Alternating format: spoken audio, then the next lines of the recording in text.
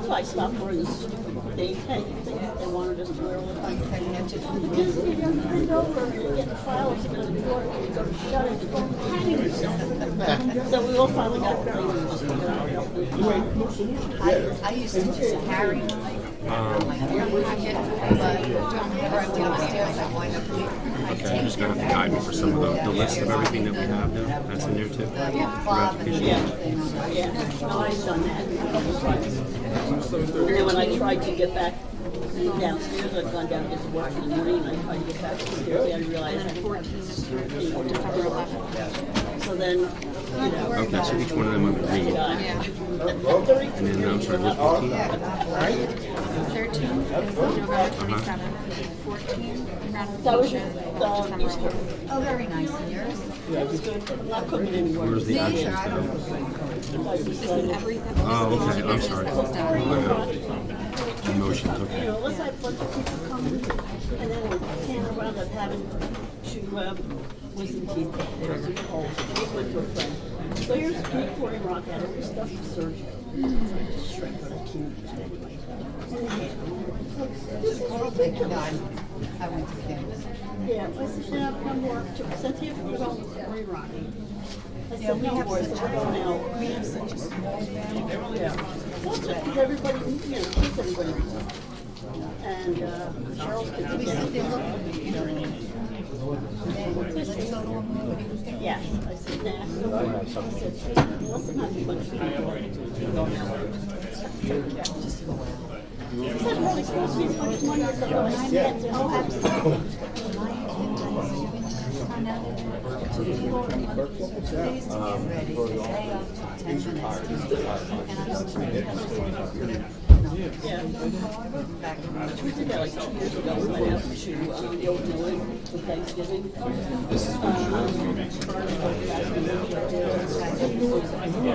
was so nice, you know, they didn't rush out. It was like a late lunch, you know, lunch thing. It was like 2 months ago. They didn't change it. We stayed there. Nothing clean. No way. I said, I should have just assumed to do the same thing. So I have to modify the closed session. I have a problem with that.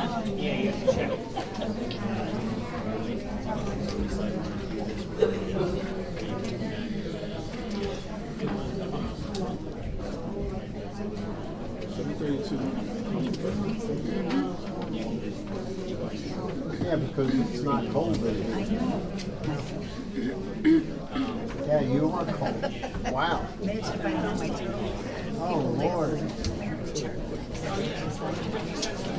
Well, we have thank you so much, Corey. No, that's not the one. No, it was actually 2001. There's a resolution on the consent agenda tonight that needs to be Garrison was kind of signed by all of you guys. It's Gave it to me done to in space for the budget. So before we leave tonight, if I can just snag you all for your signatures, it's 60. Sorry, Yep. 76. I'll take that. Thank you. Yeah. Like so much. Yeah, some. I just want to ask one, just gets me, then you can talk.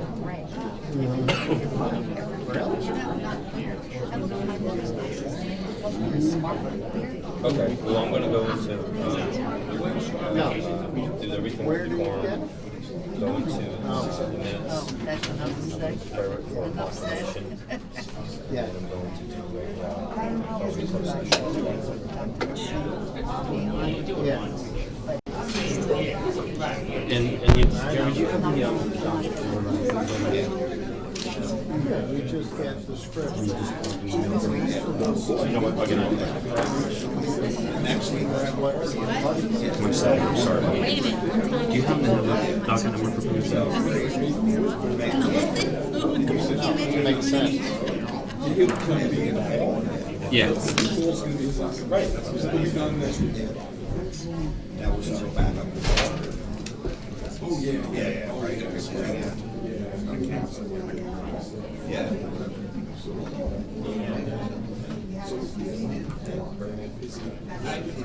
So he's coming out.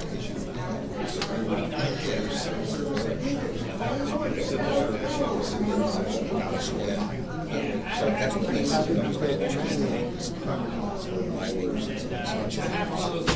There you go.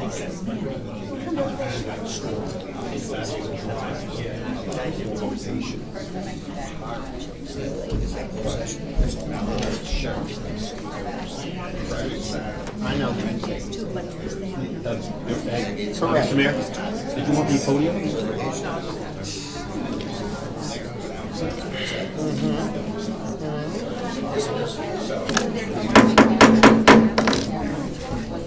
That's it. 7:34, to a call for order. I'm just getting really quiet. Can all rise for the flag? Pledge allegiance to the flag of the United States of America and to the republic for which it stands, one nation, under God, indivisible, with liberty and justice for all.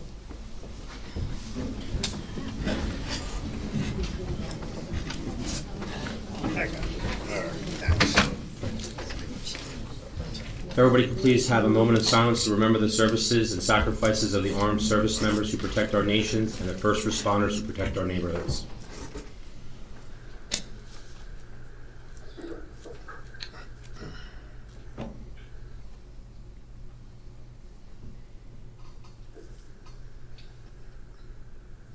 Clerk, please do the roll. Councilmember Quinn, Here. Councilmember Friedlander, Here. Councilmember Jednak, Here. Councilmember Palumbo, Here. Councilmember Smith, Here. Councilmember Sackett, Here. Here. Councilmember Jackson, Here. Vice President Abraham, Here. President Kelly. Here. This meeting was advertised in the Daily Record and the Star Ledger, the official newspapers for the Township of Rockaway, on January 11, 2019. Notice was posted on the official bulletin board of Rockaway Township. Number 6, designation of Sergeant of Arms. Under the Township Code 2-5.15, decorum.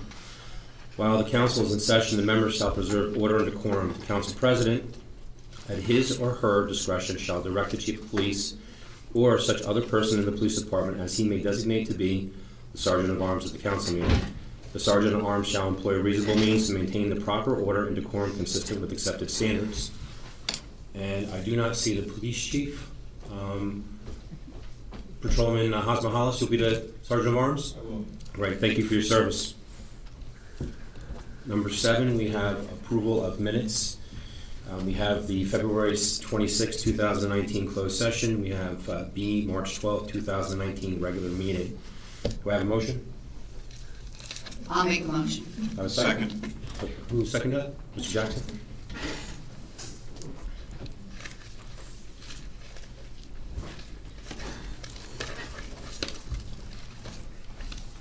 To the roll.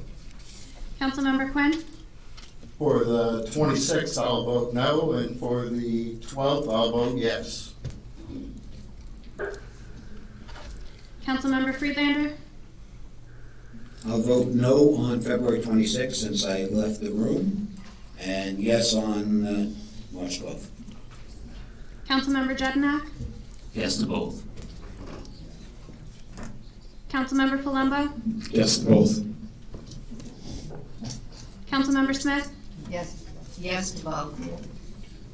Councilmember Sackett, Abstain on the 26th, yes to the 12th.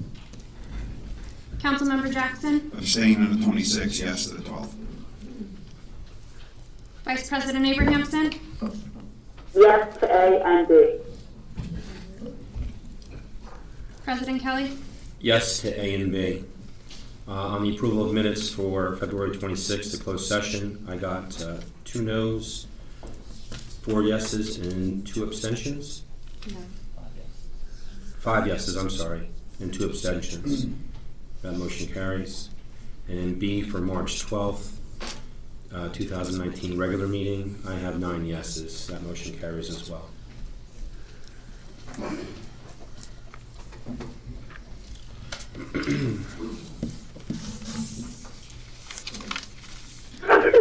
Bless you. Excuse me, I'm sorry.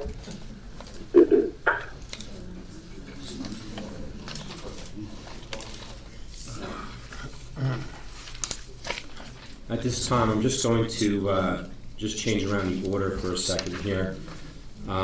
Usually we go right into the open to the public. We have a Relay for Life proclamation, and it is a Karen DeChristopher. Is she here? She's running a little bit late, she'll be here probably by 10 minutes. Do you want us to, You know, we'll wait, I'll wait for her, because she wants to speak for a minute about the event. so, I mean, we're gonna go into the open to the public portion, which could get a little lengthy. I don't have a list in front of me, but That's fine. you wanna, we can, maybe in midstream we could stop, or, No, it's okay, we'll wait. you sure? Yeah, I'll wait, All right. thank you. With that being said, we're gonna go back to the original order. Bob, if you can just give me that list. Can you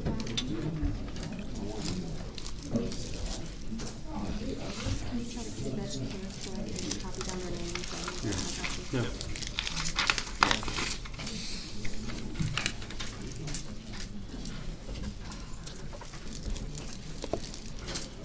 At this time, I have Mr. Press, please come up.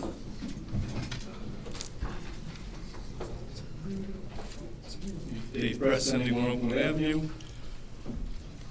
Mr. Kennedy, you're the last example of do what I say, not what I do.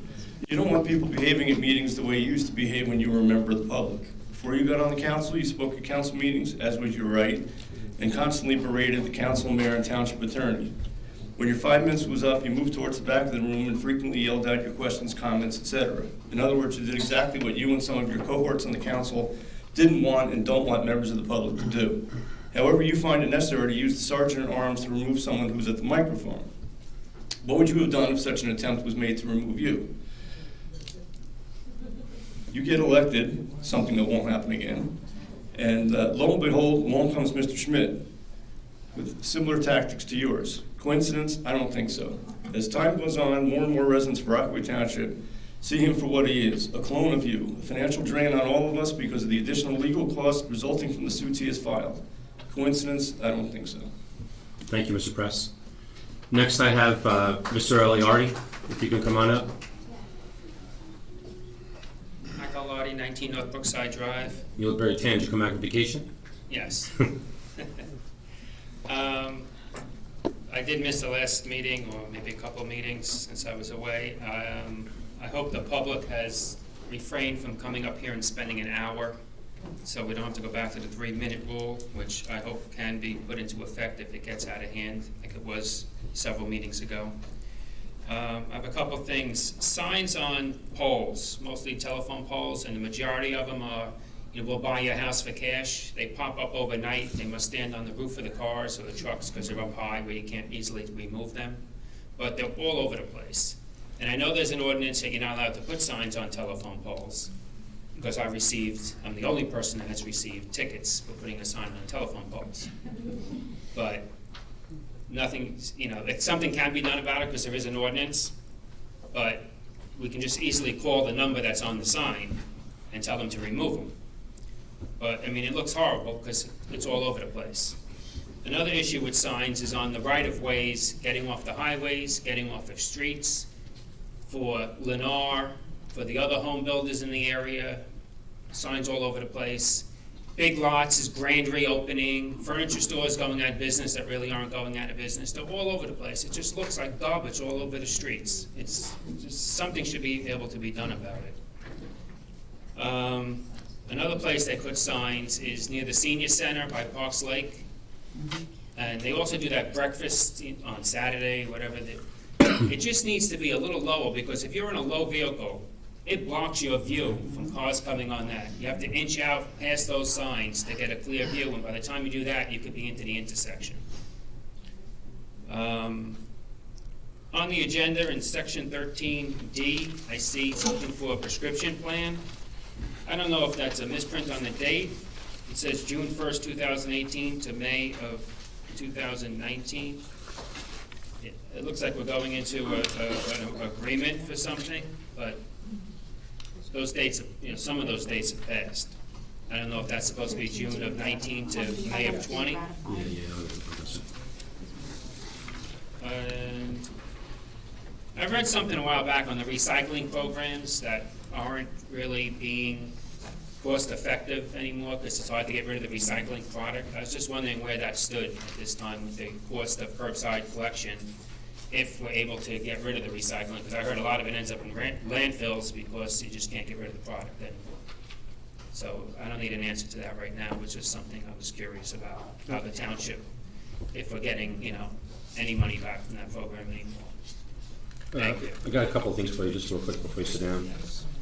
As far as the signs and poles, I think Mr. Mayor or Mrs. Seeger, I'm not sure, maybe Mr. Etrofano, is it under Title 27 with the putting signs on telephone poles? I mean, we have an ordinance, I think, for the size of signs and stuff like that, but as far as the telephone poles, I thought that was under a statute. I don't know if it's the Board of Utilities, but I do believe it was a separate. It might be under the PUC. Yeah, I think it was something under Title 27 on that. The other thing is that the signs that you're talking about in the corners and stuff like that, there's another area too that's on Meriden Road and Green Pond Road. Yes, that's another blind spot. Actually, there's a resident that I've been working with over there trying to address that. In the county, there's some parking of vehicles off on the side shoulder up that way too that blocks the view. When they come out to that road, they can't see up and enter in the traffic. So you keep inching, like you said, that goes in there. I know the county's kind of trying to assist with that, and maybe with the areas that you just described with administration, we can look into that as well. The breakfast is for the Legion. That goes around the corner there.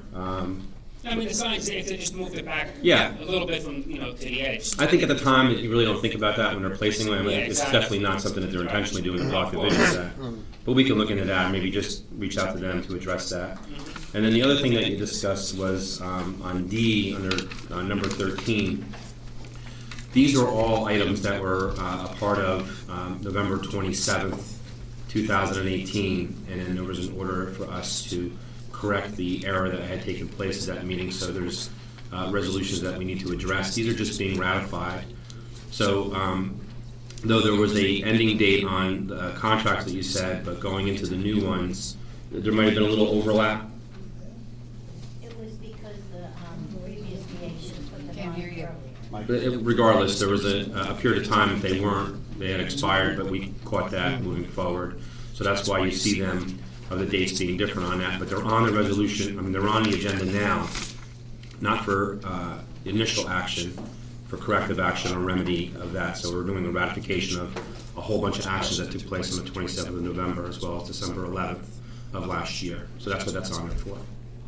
And then for the garbage program, with the recycling that we have, with waste management or our own men that are there, with waste management, we have a 3-year contract that we got into in 2018, right in the beginning. So that's a while yet before that expires that was there. And we had to act on that because if we stalled on it, it could be a $50,000 increase, I believe, somewhere in that area for each year. So it was a very expensive thing. So at that time, we were somewhat compelled to go into that contract. But as far as the other recycling that we can do, perhaps Mr. Knopf, who is not here, but maybe Mrs. Seeger, Mr. Alardi can get in contact with Mr. Knopf. He's the recycling coordinator. Maybe he can address some of those additional questions that you have. Was there anything else before you sit down? No, if That's you it? had any questions on the fireworks or whatnot that's on the agenda, you can ask me. Yeah, we had one question that Mr. Perrone, I don't know if you wanted to just to talk about it real quick with Mr. Alardi here being the president of the POA. And it was in relation to the additional coverage for insurance. I don't remember specifically what it was. I know that they were. Could you talk into a microphone? Maybe Mr. Shearer or Mr. Dyer? Since Mr. Alardi's here, I figured it'd be best to address it now before their fireworks come up. And if I could just bring it in a little bit, there was Christchurch, there's Rockaway Day, which is, I think, well, same fireworks, D&M fireworks that you guys have, as well as Rockaway Day. And then Christchurch has another firework company, if I remember correctly. But looking in the actual application that we have and the whole harmless agreement that was there was a question that was raised, I believe from our clerk actually, that saw it, thought maybe perhaps that there should be something addressed with additional coverage and holding the township harmless and naming them as additional insured. Was that something that you were looking into, Mr. Perot? Well, I think we decided that we were gonna pass the resolution as it had been passed in years past. I know that there was, my memory, I don't have it in front of me, was that there was, Could you talk to the microphone? my memory was that there was $1 million of primary coverage and I think 4 million excess. There was an agreement on the part of the, and you're gonna have to help me, Christine, because I'm not sure that I remember all of it, but there was coverage on the part of, that was provided by Christ Church and by White Meadow Lake, but in terms of holding the township harmless. However, there was no provision specifically that I recall where the company held the township harmless. I think they held White Meadow Lake and Christ Church harmless. So there would be a transitive property of additional insurance coverage. So do you have a concern, or you don't have a concern moving forward? Because it's something that they, Would I like it to be more than it is? Yes. okay, But sometimes we make decisions for expediency's sake, and it was presented to me last week, and I know this is coming up soon. I would like it to be the way we usually handle it with our bids. But this has been a policy that's been established, as I understand it, for a long-standing period of time. It could be more perfect, but it's not imperfect to the extent that it would be harmful to the township. so there's no risk for the township if we left it the way that it is? Well, there's always a risk that you can be sued, but I don't think that there's any risk that you can be held liable. So there's no reason to minimize any additional risk from what you raised originally? It's a tough question, Mr. Kelly.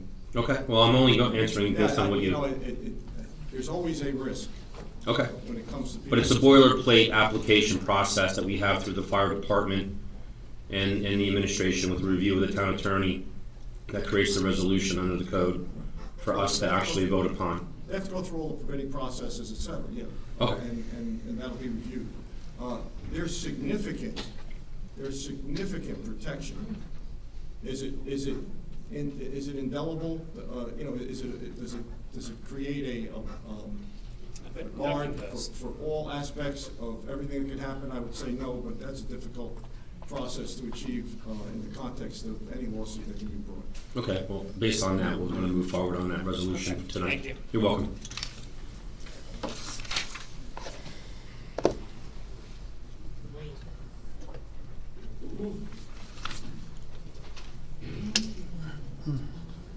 The last name I'm going to get wrong, so I apologize.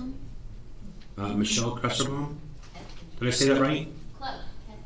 Cresserbaum. Very close. Sorry. No worries. Long last name. Hello, good evening. Michelle Kestenbaum, 55 Kings Road.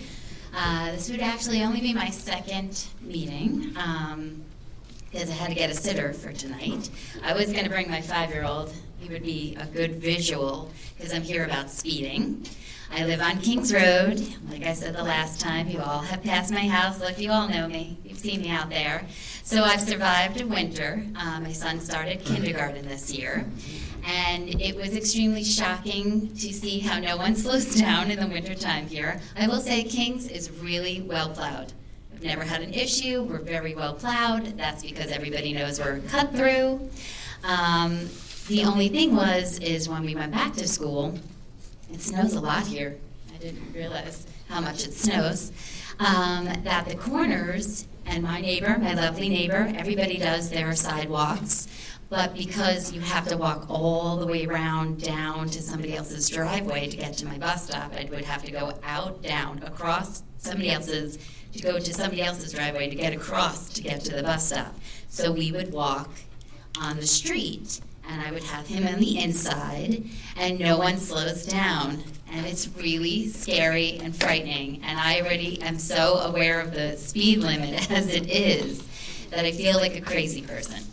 And I don't understand. The speed limit is 25. I get it, we're a cut through. Half of the traffic on Mount Pleasant, half of that traffic comes from my block. A lovely officer was parked in front of my house just 3 days ago. Knocked on his window, said a little hello. I asked him if he could be here all the time. He laughed. He's like, I know it's a cut through. He gets it. Everybody gets it. But nothing happens. I have seen officers. So I was here, I hate to bring it up, but I was here 2 weeks before the mayor passed. It seems like everybody gets that timeline. After right before he passed, I noticed they put up a speed sign on Mount Pleasant, right at my house, right after my house, my neighbor. It lasted a week. Maybe we could get a permanent one. I'm really here to talk about Kings, because I feel like Mount Pleasant, I don't know if it'll ever get better, because they are cresting at the hill. It's scary. I will tell you, 7 weeks after I was here, a truck came over the hill and hit my tree. He was sober, just took the corner too fast, knocked my tree, took down the speeding sign at my neighbor's house on Mount Pleasant. That would make that number for him 5 speed signs. 5. That would make it 5. He's had 7 mailboxes, 5 speed signs. That's a major problem. I love my house. I love my neighborhood. I really am a person. I don't know if I'm rare, but I know all my neighbors. I just moved here.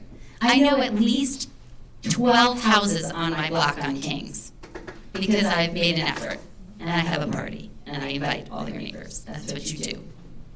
But I really do believe in community, and I feel that there is a lack of respect from our neighborhood. I know we're a cut-through. I get it. We go to the mall. I understand. But there has got to be some sort of consequence. People are going 35 to 40 miles an hour on Kings Road.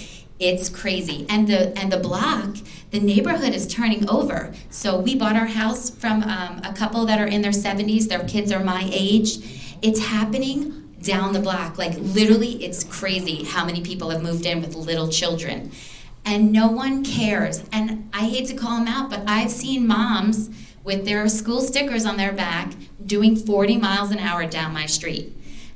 I understand we all have somewhere to go, but 40 is way too fast. It's so fast, especially on Kings Road. There's a ton of houses. And Mount Pleasant, it's frightening. So I want to piggyback on it. 5 speed signs. I garden. I do my own gardening.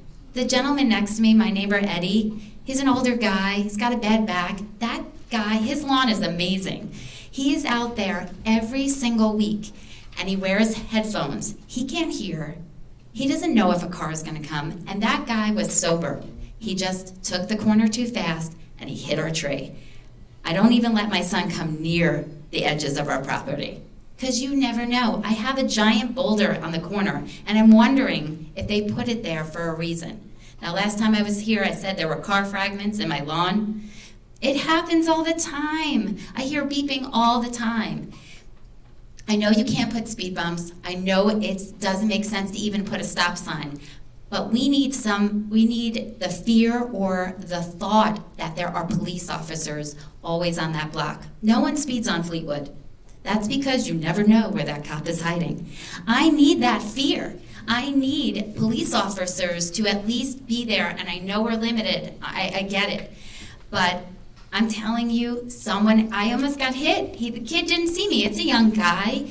Now that everybody's texting, he did not see me. It was literally me crossing Lenox to go to the bus stop. He pulls up. There's a stop sign there. There's not one on Robin. I don't know why. I don't know. But I go to cross. I have the right of way. Never sees me. Pulls right up. I yell like a crazy lady. And that was it. And I called the police station right after that. And I said, I almost got hit. And it's crazy on Kings. And he said, oh yeah, it's a cut through. I was like, I know. Everybody knows. Everybody gets it. And you're all on my block. I don't want to not enjoy my property. I love my house. I really do. I love where I live. People need to understand that it is a neighborhood and it is extremely dangerous. And I don't live in a city. I don't live in a busy city. And I would really, really appreciate it. I think I said everything. Fear of my life. Yep. 8 weeks. Yes. 5 speed signs. Yes. Community. Yes. Kid never saw me. Yep. Wintertime, dangerous. Slow down. Yes. And it's everywhere. I don't know. Rockaway. Everybody's going somewhere fast. I see it everywhere. I go to White Meadow Lake. I'm like, holy moly, this is a windy, dangerous place. And I always get lost there. So even if we did do something, where the officers could at least be for 8 months consistent on our block, that people know that there could be someone. That's why no one speeds on Fleetwood. It would just be, I think we would all be very grateful. And thank you. And most of the speeding you have is going actually south, which is uphill on Kings. Oh, Or is it's it- both. It's both coming down? It's just both. And I get it, and people are running home to get to their bus stops or their children. I mean, I'm on the other side. I'm on Robin when the bus drops off. And I've thought about having a sign that says it's 25, and then my neighbor who came, she's at the end of the block, and that's downhill. I ride my brakes. I get it. I wouldn't want to ride, if you're going through, you're gliding, you're definitely going 40. You have to brake. There is no way you're not going to go 40 unless you're braking down that hill. It's a hill. Rockaway is hilly. I had no idea. And Mount Pleasant, I know it's very dangerous for officers to be on that block. That's what they told me. The officers admitted, we can't really pull anybody over on Mount Pleasant because God forbid somebody gets into an accident, they are liable. And they graciously came after the meeting. I guess I made an impact and somebody understood. And there was officers, and someone put up a "Be careful" sign. There's a speed trap. They put it up on Mount Pleasant. I almost stole it, but I didn't. But, also you have to brake when you go down Mount Pleasant. It's a windy hill. It is so dangerous. And I am telling you, someone is going to die. I'm telling you now, and I'm praying it's not me, and I'm praying it's not my old man, Eddie, next to me. That the fact that people hit trees and they're sober, that's a sign. And it was daylight. It wasn't dark. It was daylight. So it's just very dangerous. And I really like my property, so I want to enjoy it without being the crazy lady. Tired of yelling. Thank you. You're welcome. Thank you. Officer Hasmalis, can you just pass that information along to traffic and pass it along to the chief as well? Thank you very much.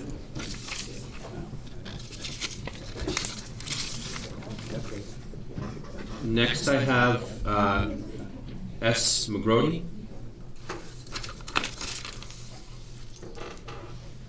Did I say that right? McGrory. McGrady, I'm sorry. It took me a long time to learn it too. My name is Shannon McGrory. I live on 27 Kings Road, so I'm here piggybacking with my neighbor Michelle. I don't want to, completely rehash what she said. Just to reiterate and kind of bring my own presence because I am further down the block. My house is. Are you by the cut through too down there to go over to? I'm for the cut through from Maryland. Yeah. People come flying Maryland, through. yeah. I'm right where the hill crests. Ironically, my husband, my children, and I just moved in a year ago, but we bought the house I grew up in. So I knew what I was getting because I grew up on Kings Road, but I am shocked at how much worse it's gotten in the 15 years that I haven't lived in Rockaway. Are you by the Alamos house? I'm not sure that Alamos. You're on the other corner. No, I'm 4 houses up from Maryland. Oh, okay. So, but, like Michelle said, our neighborhood's changing. Just between my next door neighbors, my 2 neighbors across the street, we all have 10 children, 5 under. So we're at the bus stop. Our kids are playing. On Sunday morning, I took my children across the street to have an Easter egg hunt in my neighbor's yard with 3 families, and that's what it should be. But I'm also having to teach my son at 5 years old because he already knows that a car is not going to stop in time. So he knows not just to stop and look, but I'm teaching him to listen. If he hears because he knows a car's going to come flying over that crest and it's never going to stop in time. It's not going to see us and they're going 40 miles an hour. They're going to hit us. So, just like Michelle said, when I'm walking with my son to and from the bus stop, I've got him, it's like we're walking in Manhattan where I've got him on the inside. So something will take me out first, hopefully. Speeders have blown through our bus stop sign with, our bus. We have a wonderful bus driver. Could not love him more. More just about the Bears when they're out. But he's got the arm out, he's got the stop sign out, and because they don't even see the bus. They're speeding up the hill and just right through the stop sign. Thankfully, our buses are pretty much arranged so they're picked up and dropped off on the same side the door is, so they're not crossing the street once his stop sign is out. But then I have to cross the street to get back to my house after I've got my son off the bus. And again, it's, I feel like I'm taking my life and the heck with my life, my child's life into my hands. I've got a 2-year-old. He's a runner. I know he's going to be a runner, and I already do not let him play in the front yard. because I'm just afraid he's gonna be faster than I am one day and just get to the street before I do. So it's just not what I wanna see. Like Michelle said, I understand, there's emergency vehicles use it as cut through. Again, I grew up here, I know, the nuances of that street and its purpose. But there has to be something that can be done to find a happy medium between it being utilized for people who are commuting, because it's obviously the worst first thing in the morning, when people are going to work, and then it's very quiet in the middle of the afternoon, and then it picks up again right around the time the buses start coming through, and then as people are coming home from work. So we know what that street's being used for, and that's fine, it is what it is. But like Michelle said, everyone's conditioned to go 25, 30 on Fleetwood, because we all know. So if we can do something where people become conditioned to go 25 or 30 on Kings Road, because they all know. Again, I know resources and all that aren't always available, but, again, I don't want it to have to be a situation where a child, because it's going to end up being a child who's chasing the ball into the road. There's so many little kids on that street now, and they're little. We're not talking about middle schoolers. We're talking about 5-year-olds, 6-year-olds who are, excited. They see their friend out playing, and they're gone before they think about it, and they're halfway into the road. I just don't want it to be any of the children, and certainly not my children. So I don't know what can be done, but perhaps something can be done. Something just so people learn. You would assume most of the people using the street probably live somewhat locally. I don't think people from 5 towns over are cutting through on Kings Road randomly, so it's got to be people from somewhere else in the township. But I don't know what can be done, but something should be done before something has to be done. Can I jump in for a second? Oh, yeah, go ahead, Mr. Mayor. With respect to that area, obviously everything is happening that you're saying, but this was brought to our attention last year. Mm-hmm. And I know that since the complaints were made, I know that they've definitely stepped up police presence in that area. And what I did is I took a look at some of the CAT entries. There's been 96 CAT entries, which are entries into our system for that area, for Kings and Mount Pleasant area. And there was additional patrols that are in that area. It's a highly traveled area by the police. So there is a police presence there has increased. We're looking at it. As far as redoing the roadway, that was discussed last year. Is there some way that we could re-engineer the roadway? I don't think that's possible. No, I don't think so. But I just want you to know, up until today, we have been stepping up patrols since this was brought to our attention last year. No, and I appreciate it. Yeah, and it's something, even not, there's plenty of places, you could put a police officer on the dead end in Maryland. He's gonna meet his quota or whatever in a matter of hours. You could put a police officer on the dead end in Miller, and they're gonna catch people. And they're also looking at the, down by the Exxon, the boulders, down the lower portion. Patrols are very heavy in that area Yeah, too. in the receding part of it, where it kind of bellies down. Right, yeah, no, I know all that. And Michelle's up at the top of Kings and Mount Pleasant. I'm smack in the middle of Kings, so my experience is much more just watching people fly up and down. And they had, in the past, they actually had an officer on foot with a radar gun on Mount Pleasant Avenue, and have it in an area where they would get pulled over with that. So, I mean, I don't know if the mayor has the stats for Robin and Lewis, or Lennox, because there's cut-throughs as well that are issues that come through there. Maybe at some point last summer. Even Legion Hill, people cut through from the gazebo. Digital speed sign appeared It a was, little the bit. trailer was put up. Yeah, it was Trailer. put up right a couple doors down from me before the cut through on Maryland. So that was put up, which is nice because you're catching them as they're crossing down the hill and probably going their fastest. But maybe we can get a traffic assignment with traffic. They fly up the hill too. We can do that again now that it's warmer weather is approaching. Yeah. Obviously, kids are gonna be outside playing ball, so it's more critical Yes, when the yeah. kids are outside as opposed to in the middle of the winter when you don't have as much foot traffic. No, absolutely. And whatnot. So we can do that. I'll definitely take a look at that. I'll speak with the chief, and I'll see what we can do. If we can put the speed trailer up there, if we can increase patrols a little bit more, try to be a little bit more vigilant. Yeah, it's just like I said, something so, have lost dogs, people learn, and just like they're conditioned now on Fleetwood and other roads, they become conditioned on Kings, especially because, like you said, school's getting out. Yeah, any position with like buses being passed or that at all? Yes, my son's school bus, he's a kindergartner, at DBO has been passed twice. Okay. And I know we're getting cameras on the buses Yeah. eventually it'll be on all the buses, which is fantastic. But other than my bus driver, our bus driver Jonathan, humming please. frantically, there's not much. I mean, they're going so fast you can't even get a license plate number. Because and I don't even think they realize they pass a bus until they're like, oh, okay, and then they just keep going. Yeah. So twice that I've seen so far this year.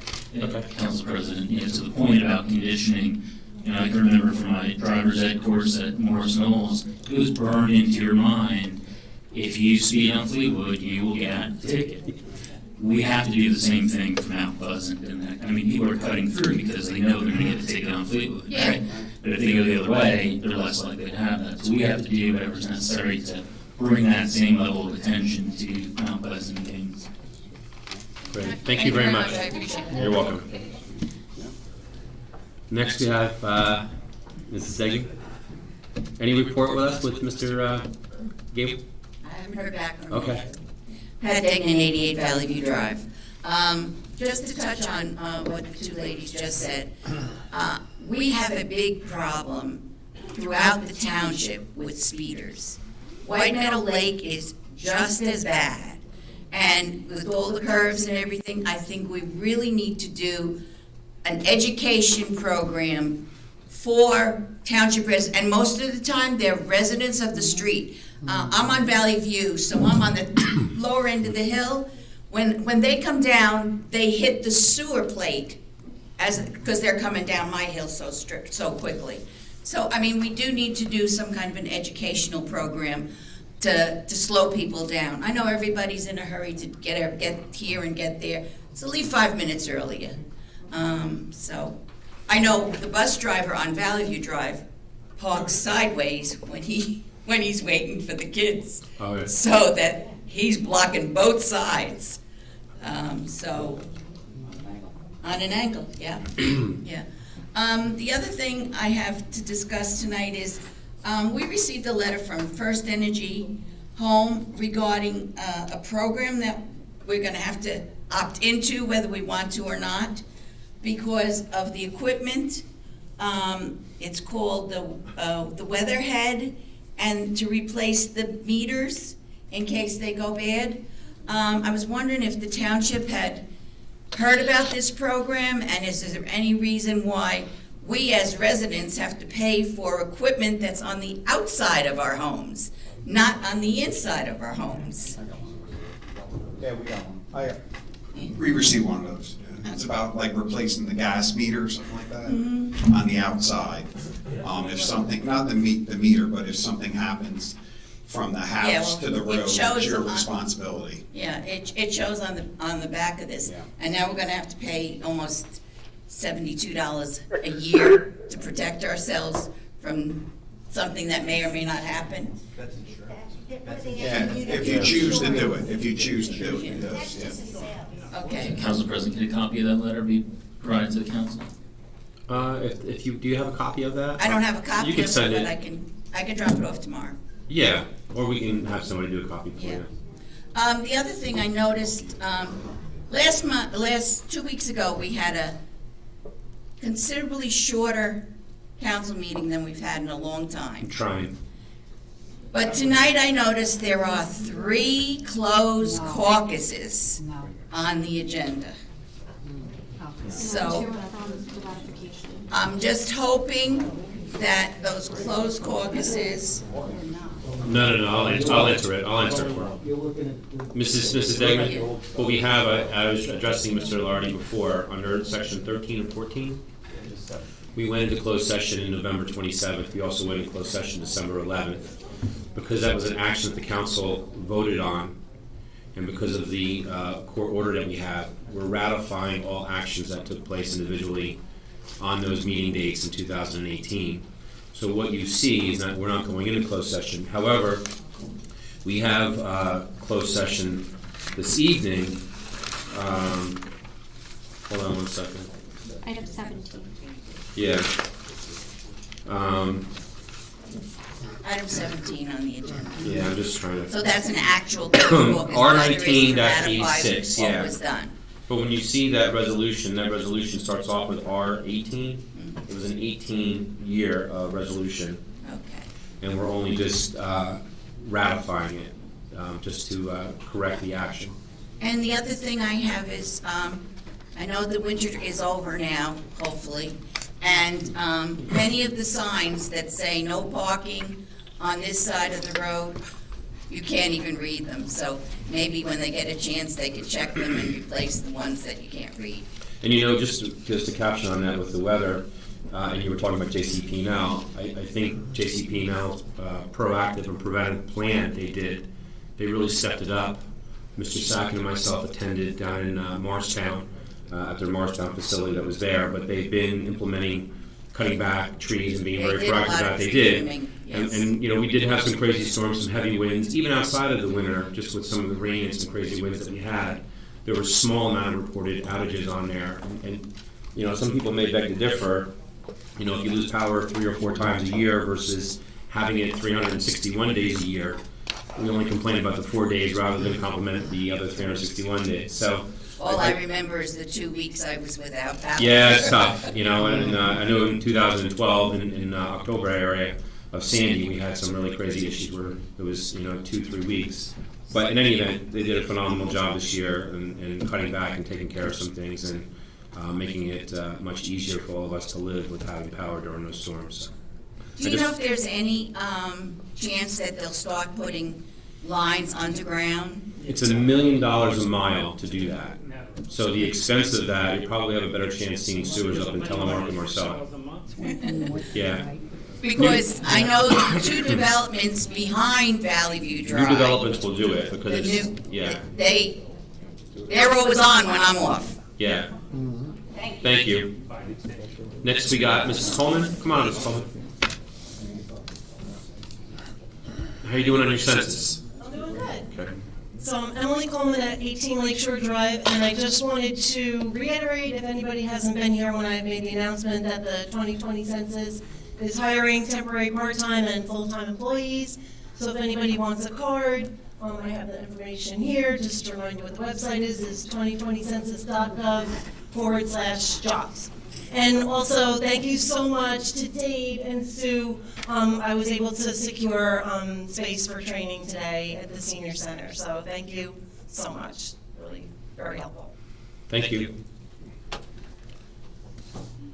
Next on the list is Mr. Schmidt.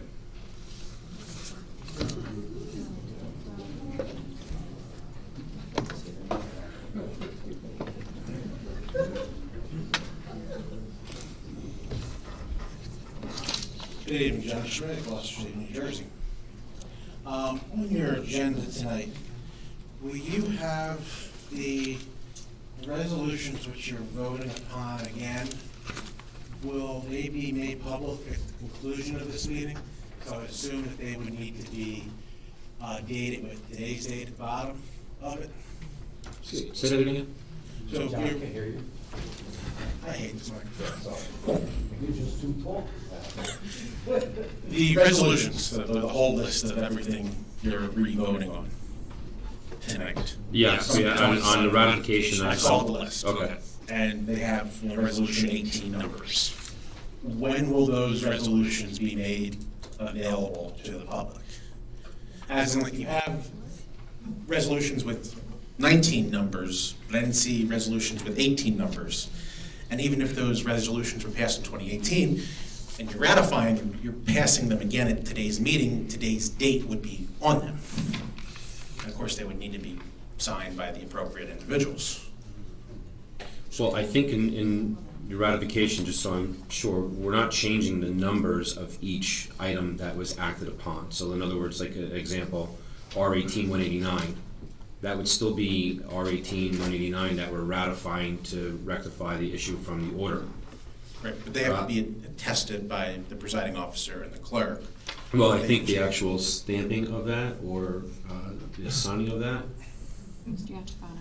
Mr. Yachafano, do you have an answer for that maybe? I mean, the minutes are going to reflect the action that took place for the ratification from those items back in 18. But what else would we need to put on each one of those actions to be compliant? The motion or resolutions you're gonna be passing tonight? Could you talk into the microphone, Mr. Judge? I'm sorry. Hello? There you go. The motions and resolutions you're gonna be passing tonight are, assuming you pass them, are ratifying and affirming the actions taken on the respective individual items. No pro tunc. In other words, now as then.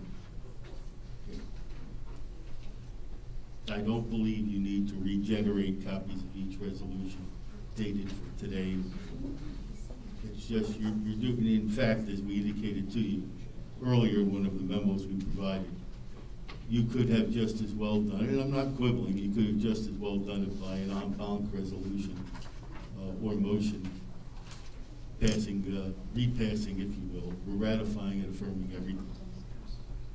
Right, but you know, the way that Judge Minkowitz stated that, the way that we did it when we ratified on October 23rd for the 20th and 26th of September, that we did correct the action.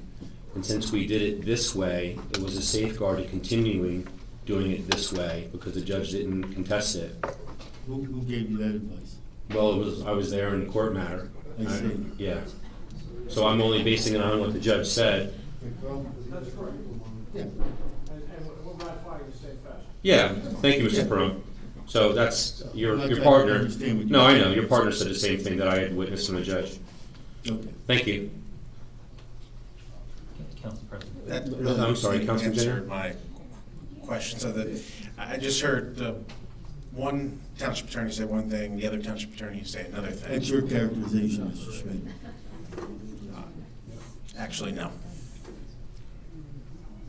So, you know what? You guys are going to do what you're going to do. Council President. Yes. Councilman Jenner? So the question about the resolutions and documents themselves, they are still out on the township's website from 18. So they are still out there for the public's review. Whether or not, I don't know if they're over there on the side table, but they are and have been out there for the public's review. But that's still, do we have to do anything to make them as if they happen today, other than what's going to be in minutes, the action that would take place? Yeah, Council President, that's a legal question, and unfortunately, we don't have a legal opinion that's not conflicted. It's a concern I've expressed for quite a while now. But that's, Mr. Giacomo, that's something that maybe tomorrow we can address that to see if there's anything that we need to do. Since we're taking action, obviously nothing's going to be signed tonight or documented tonight other than the action that's being recorded. Maybe tomorrow there could be a review if there's anything that's necessary for us to do following ratification. Mr. Perone? We'll go over it again, Mr. Kelly, but frankly, since nothing has been voided to this point, whatever's there still exists, and we're going to ratify prior to the time that a void could take place, which is 45 days after the decision. So there is, right now, every one of those resolutions are valid. All we're doing is ratifying them, the action that was taken with respect to those on or before May 3rd. That's what's going on. Thank you, Mr. Perone. The next two questions. Myself and Mrs. Hollenbeck, we sent two communications last week to the council. I would assume that everyone has gotten them, to those who have acknowledged receipt. Thank you. My first meeting here, I read a letter to you, a letter that I had sent you, quoting awards and some other cases in regards to the Open Public Meetings Act. I'm not going to read you the whole letter that we wrote to you, but I would just like to summarize our comments in the communication in our letter, asking you to rethink before you act, similar to what was done on the 20th of September. The Supreme Court of our state, in the Castellano case, overturned the published appellate division case that was Castellano. And it cited a published appellate division case from a few years prior from 1996 called Grimes. When you have ratification, there's two types of issues, or two types of actions. An ultra vires action, which you can't ratify, and an intra-vires action. And Grimes addressed an intra-vires action which said that they could ratify so long as certain conditions were met. The Supreme Court mentioned Grimes. It wrote, ratification must be made with the same formalities required for the original exercise of power. McQuillan, Super 13.47, 879, see also Edgewater Park versus Edgewater Park Housing Authority, the law division from 1982, stating that ratification proceedings must occur in accordance with the law permitting the original act. The municipal vacancy law permits this council certain times to act. The original statutory conditions to act in the municipal vacancy law do not exist today. I would ask you to consider that and consider what the courts have said about Grimes and intra-vires actions when ratification. Thank you. Thank you, Mr. Schmidt. That was the last person that had signed in. I don't know if there's anybody in the public that didn't get here in time to sign in or wishes to speak. Seeing nobody recognized, I'm going to close this portion of open to the public. Mr. Mayor, you got it? They're here? What we have here again is a proclamation for Relay for Life, and we have a Karen DeChristopher. Is she here? There she is.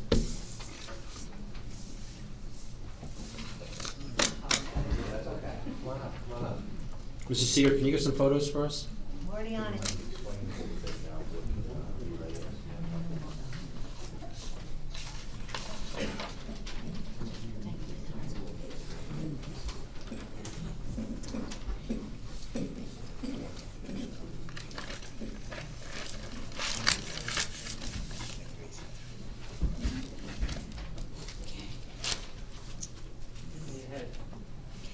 First, I want to apologize. My husband usually brings me to these meetings every year, and he passed away 2 weeks ago, so I kind of got lost on my way here because I'm not so great yet, but maybe I'll get here on time next time. Relay for Life is an event that's held every year in Morris County. I am a 3-time cancer survivor. This is my 30th year being involved with the American Cancer Society events. I have lost my mom when she was 46 years old to what I've survived from. So I clearly know that what they do with the funds that they're raising develops treatments and different things that help people survive.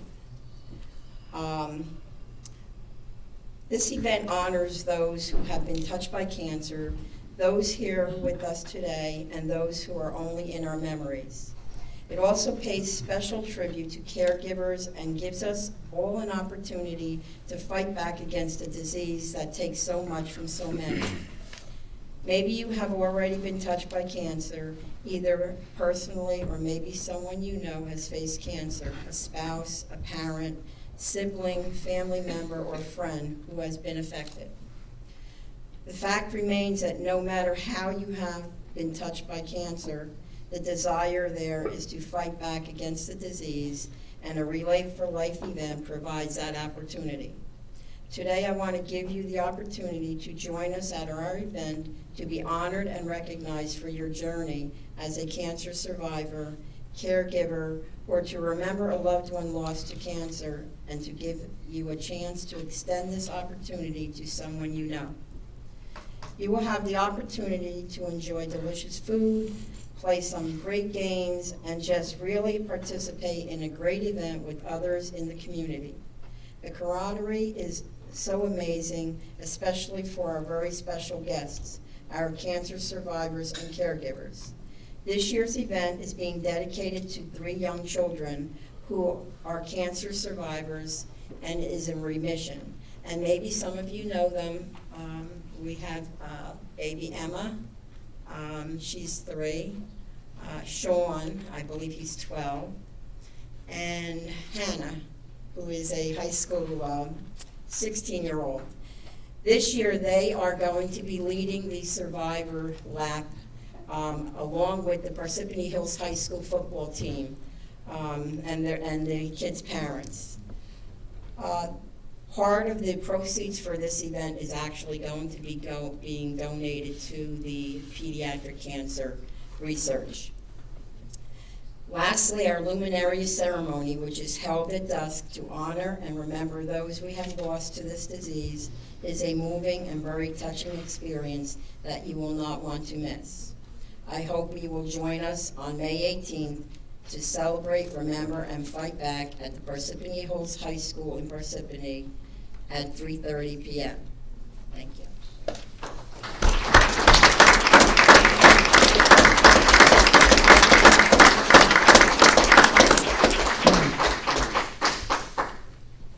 Raise the microphone a little taller. Rockaway Township put together a proclamation for May 18th for this event. I know everyone in the audience and many of us up here on the dais at the council have been touched by cancer, relative, friend. It's very prevalent, and we need to do all that we can to support each other. And this is one way that Rockaway Township honors those people, by doing proclamations, bringing awareness to certain situations. I know it doesn't doesn't cure the illness, but it makes people feel wanted and warm that they're surrounded by people that care. I'm going to read the proclamation, and then I'm going to give it to Karen.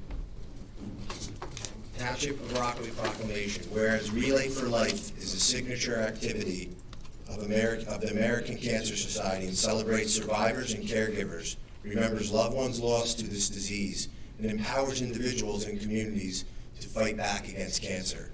It is an emotionally moving celebration of life and cancer survivorship, designed to raise awareness about cancer and raise funds to support the American Cancer Society's mission of fighting cancer, raising awareness of cancer prevention and eliminating cancer. And whereas the money raised for Relay for Life saves lives and creates a world with less cancer and more birthdays through fighting cutting-edge cancer research, early detection, and prevention education, advocacy efforts, and life-affirming patient services. Thus, people staying healthy and well, helping people to get well, and finding cures for cancer by fighting back. The first Relay for Life was held in 1985 in Tacoma, Washington. The event has raised more than $1.8 billion. And whereas Rockaway Township, one of 7 United Communities included within the Relay for Life of Central Morris County, is joining over 5,200 other communities worldwide on every continent to host the American Cancer Society's Relay for Life, an event to celebrate cancer survivors and caregivers, remember those who are no longer with us, and fight back against the disease. Now, therefore, I, Michael Puzio, Mayor of Rockaway Township, proclaims May 18th, 2019, American Cancer Society's Relay for Life of Central Morris County. I urge the town residents to celebrate cancer survivorship, remember loved ones lost to the disease, honor caregivers, and join Relay for Life of Central Morris County's fight against cancer. Thank you.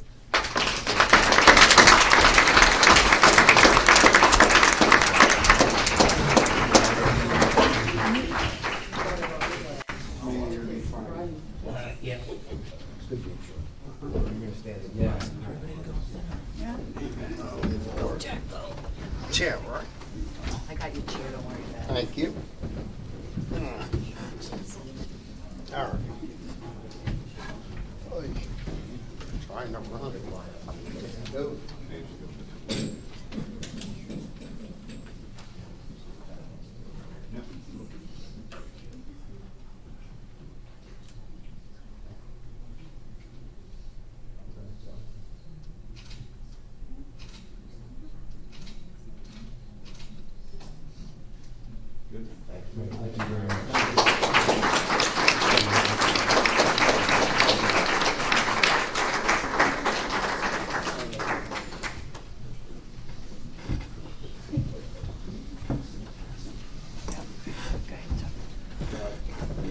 Nope. Hi, Donna. I'm good. All right. We're up. And we're in. Don't worry. No.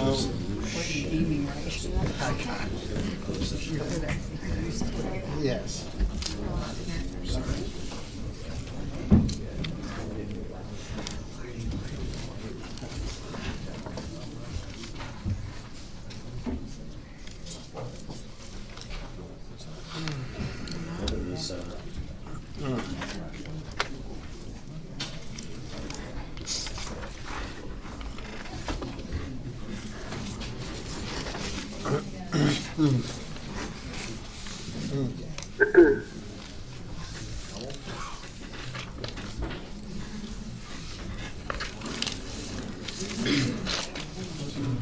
Mr. Mayor, I was going to kind of move this around one more time because we have a bunch of professionals here. Sure.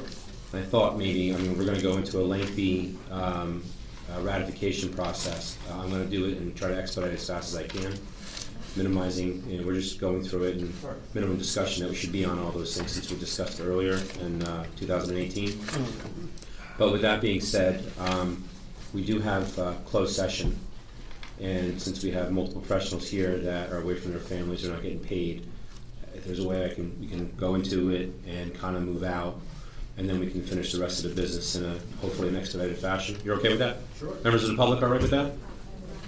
And I just have one question too, to either we need to add or not add onto closed session.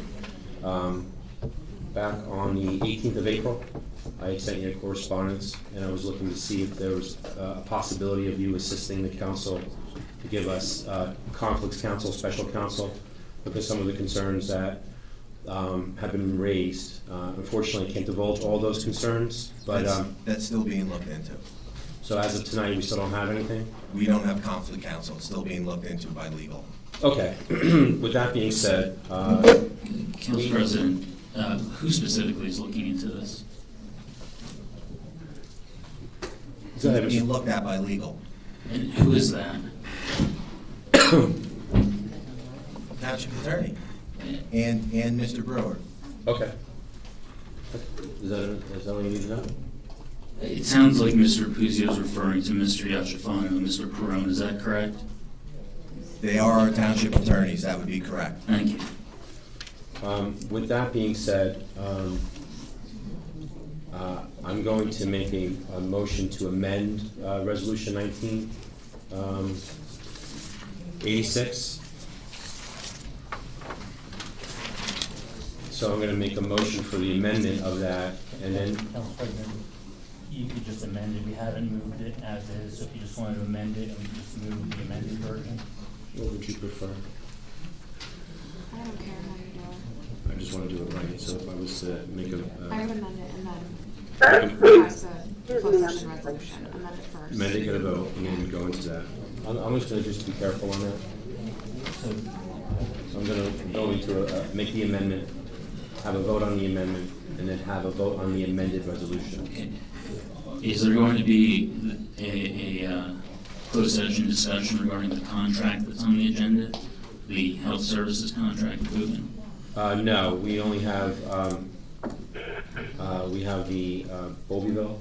Understood, but typically, when we have contracts before us, there's a closed session discussion, or call it, we did that back in December. I think it's actually one of the ratification items. We're not going to closed session with that, though. We're just voting on the that would be voting on the... I'm not speaking to that. On this, tonight's new items agenda, we have a contract for health services for Booton, which we have not had any closed session discussion regarding. So we're not going to have a closed session on that. Previously.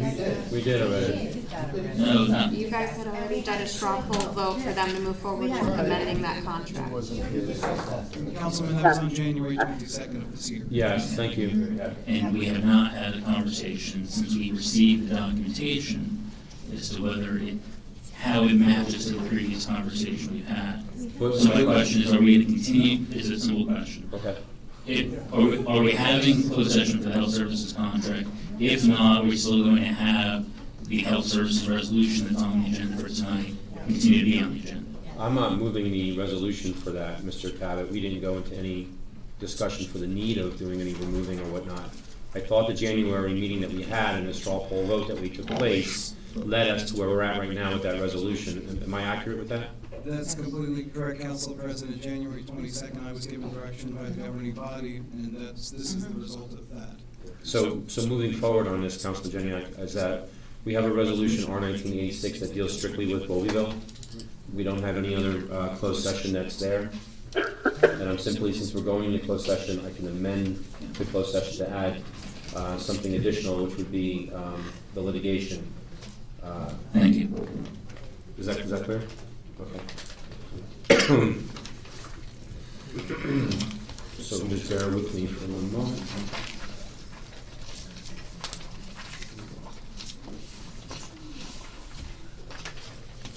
So the resolution R-1986 is a resolution authorizing an executive closed session in accordance with the New Jersey Open Public Meeting Act, NJSA 10:4-6, to discuss attorney-client privilege information and information pertaining to anticipated litigation concerning the Bowlbyville Sewer Project, as well as the litigation known as Puzio versus Rockaway Township Council and Council President, which is MRS L-378-19.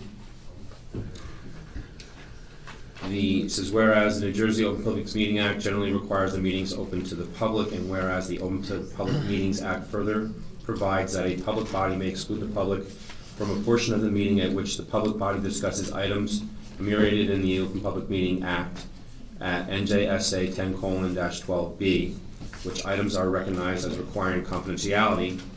Whereas it is necessary and appropriate for the Rockaway Township Council to discuss certain matters in a meeting not open to the public, consistent with NJSA 10:4-12B. Now, therefore, being resolved by the Township Council of Rockaway, Morris County, New Jersey as follows. The Rockaway Township Council shall immediately hold an executive session from which the public shall be excluded. 2, the general nature of the subjects discussed at said executive sessions shall be as follows. Attorney-client privilege information pertaining to anticipated litigation concerning the Bowlbyville and as well as the litigation known as Mayor Puzio versus the Township Council and Council President. The docket number is MRS-L-378-19. The minutes in executive session shall be made available for disclosure to the public consistent with NJSA 10:4-13. Items which are the subject of closed session discussions are resolved and for reason for confidentiality no longer exists at present.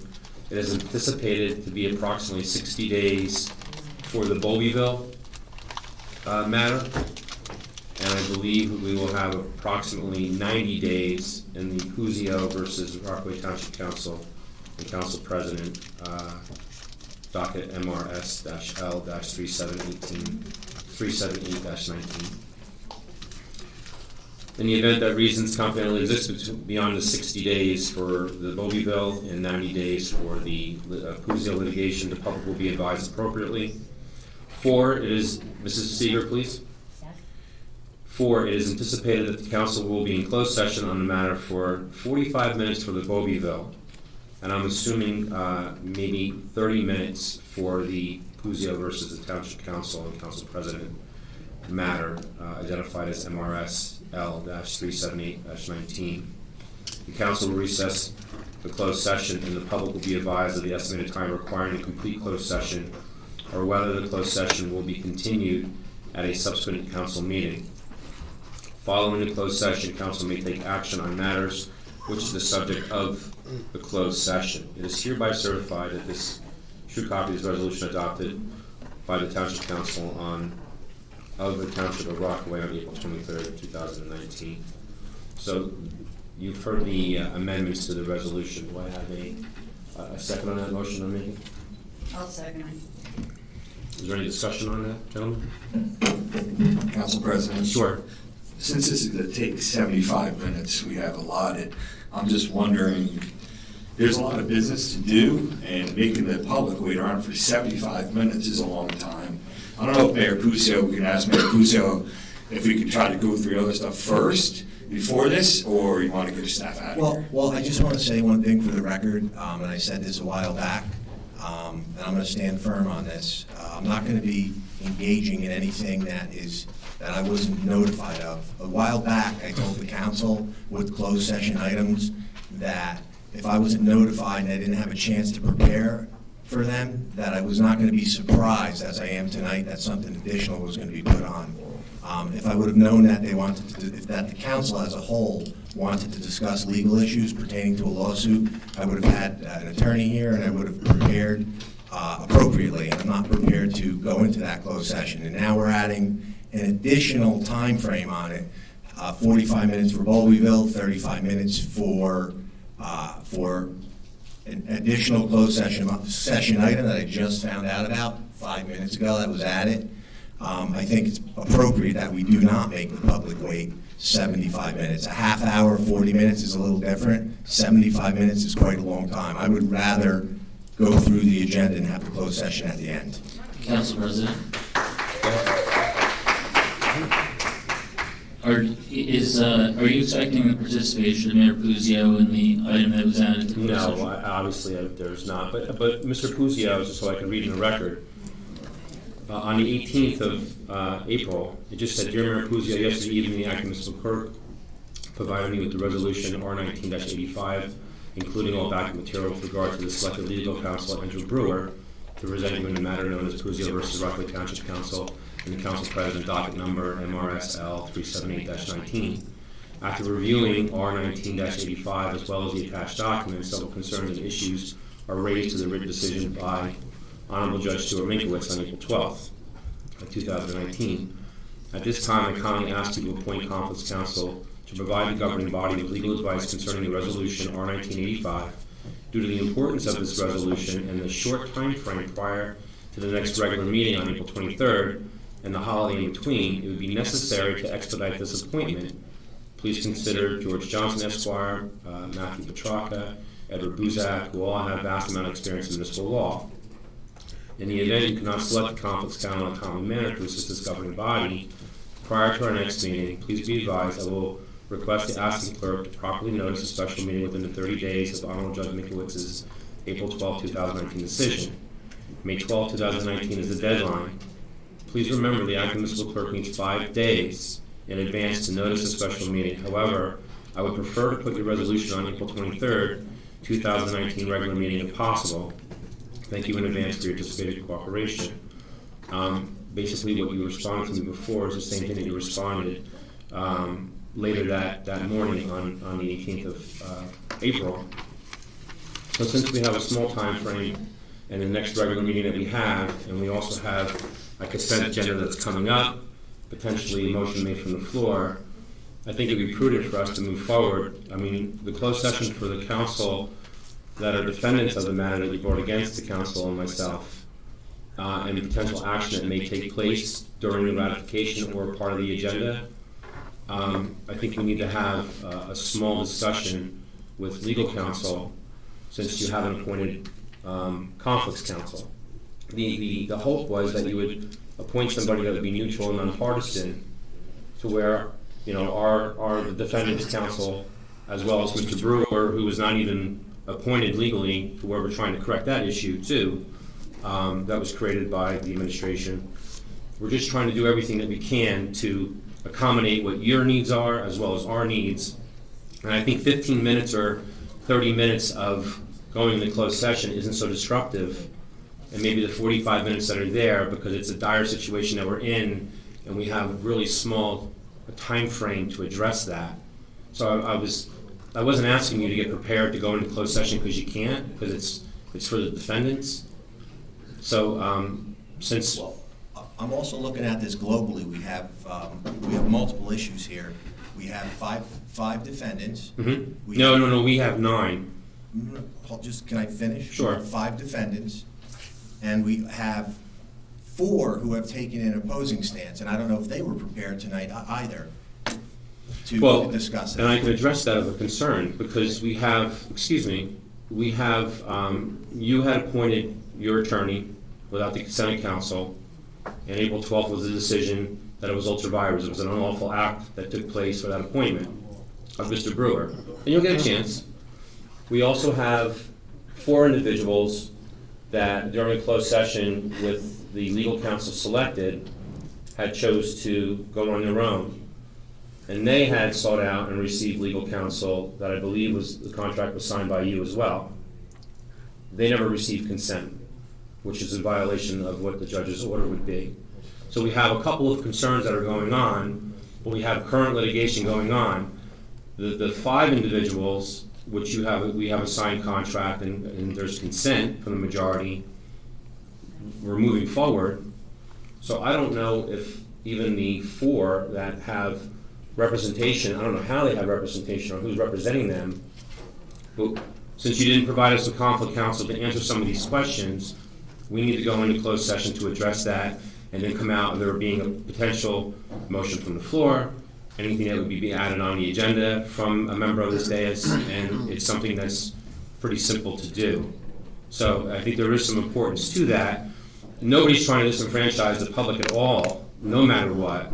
And I'm looking to just expedite it so we can move forward because we have an attorney in the back that's getting paid. We also have members on here of our administration. They don't get paid, but they get comp time. There's a value to that, so I'm trying to expedite that. The members of the administration do not get comp time.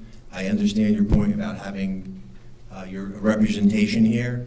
Once again, this is a council meeting, and I know I say this quite a bit. I'm a guest here, so you can choose to do what you feel is best. I'm giving you my opinion that I don't think it's appropriate to let the public wait 75 minutes. We've talked about this. This has been an ongoing problem. Closed sessions for Bowlbyville was on the agenda. This was not. I explained to you that I'm still fleshing this out through legal, and I'm not prepared to give any opinions or talk about it in any fashion. That would be talked about by the council exclusively, because I'm not going to make any comments. So I'm just looking out for the best interest of the public right now. A 75-minute closed session seems to be a bit much. Well, you know, if we need to have a special session, we can do that. And also, with that being said, you know, again, we're trying to move forward with that. Your counsel that was illegally hired, that we're trying to correct that problem. I don't know if it was illegally hired. You're making a lot of statements. Well, you have the order. Ultra vires, illegal. You're making a lot of legal statements. I'm not an attorney, so I can interpret those. But we have the issue here where your attorney had responded late in the afternoon today. So waiting on that response from you and your attorney bars for anything to be put on the agenda because it's less than 24 hours before the meeting. So our only other option is, because instead of playing the wait game and giving us a notice that, you know what, we're going to have conflicts counsel, or we're not going to have this, maybe on Monday morning or maybe on Friday or Thursday, because it's Good Friday and it's holiday. I was really anticipating an expedited response rather than a last-minute response from your previous attorney that you had on there, who doesn't represent you yet because there's no consent for him. Thank you for your comments. Do what you feel is best. Thank you. Mr. Perone? Scott, I'm not suggesting I understand that you're concerned. We appreciate the fact that Can you talk in the I microphone? cannot hear Mr. Perone at all. I understand your concerns. Just if you could hold it, just talk in the microphone, because we're going to get it part of the record. I understand your concerns. I was going to, is it appropriate for me to make a suggestion? Well, it's concerning because you're conflicted out of the case. No, it has nothing to do with that. It has to do with the OPMA, and I believe that the township could comply with the OPMA fully if, in fact, you went and spoke to your attorney for 30 minutes. Yeah. Came back out. That was going to be my second suggestion. And then go back in, and we can do both of it later. However it is, but it's something that needs to be addressed, I think, immediately before we go into the... Yeah, but I'm talking about based on some things that I've heard during the court sessions relative to the public being accommodated. I think that might be a good idea. It's just a suggestion. And in all fairness too, Mr. Perone, I mean, have you reviewed some of the correspondence from Mr. Brewer and... I really haven't. Nothing? Well, I mean, I know it's around. I haven't really looked at it. But you received it to where you just didn't get a chance to? I haven't really looked at it. Okay. Well, when you get a chance to look at it from when you received it, so we can go forward. I'm concerned about the OPMA issues that I've just expressed, and I think that you can comply with the OPMA totally if you broke up the session, called the private session. Well, can we have 2 sessions under one resolution? We can go into one, come back out, and then go back in for another matter? I don't see that as an issue at all. It's not an issue at all, so as long as the public is commenting. Council President, we're 10 minutes into the 30 minutes that was being added for the second session. Why would we not run them consecutively to get back out here and complete the business we have before us?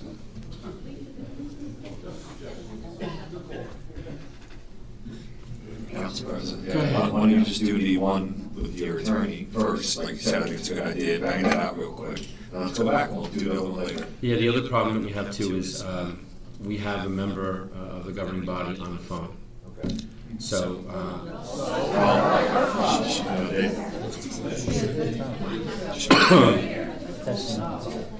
you can put it, bring it back over there.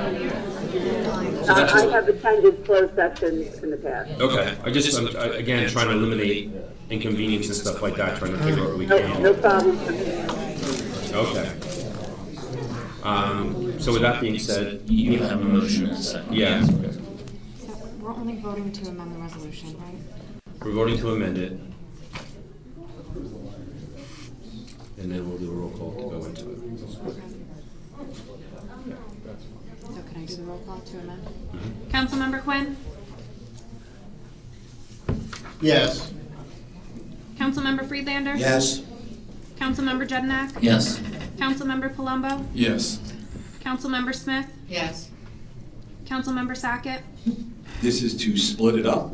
To amend No, we're making the amendment. resolution to allow both discussions. Oh, okay, yes.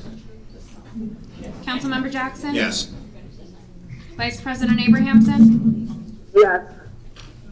President Kelly? Yes. So what we can do is we can go, I'm sorry? Oh, I'm sorry, I was 9 yeses, 0 noes, no abstentions, motion carries for the amendment.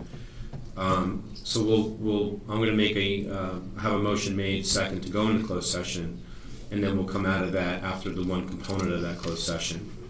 So, and then we can continue the closed session on the other issue and move forward. It may be far less than 30 minutes of that, which is already on the amendment of the motion for the closed session. Okay? Make a motion to go in closed session? Second.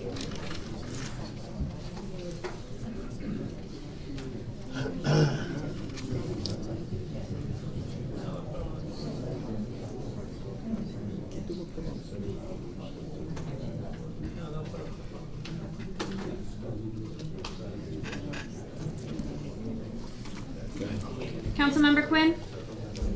Yes. Councilmember Friedlander? Yes. Councilmember Jednak? Yes. Councilmember Palumbo? Yes. Councilmember Smith? Yes. Councilmember Sackett? Where do you, this is for the 30-minute one, is it gonna be This here? is no, we're gonna go into the other room, so we don't. And how do you have, what was your plan with Councilwoman Abramson? We're gonna get her on a cellular phone. Yes. Councilmember Jackson? Yes. Vice President Abrahamson? Yes. President Kelly? Yes, that's 9 yeses, 0 noes, 0 abstention, motion carries.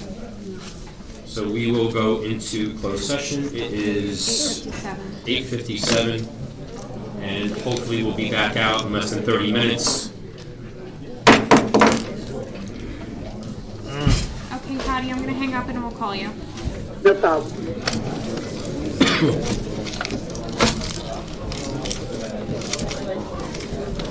Do you have my public sheet? I do, yes, I won't take them away from you. How you doing, Joe? Jack, how are you?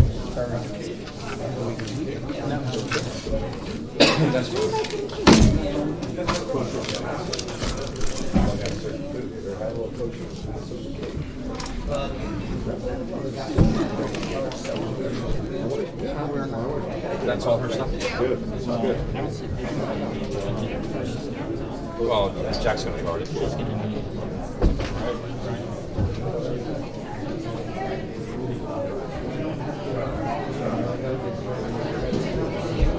Hey, Joey.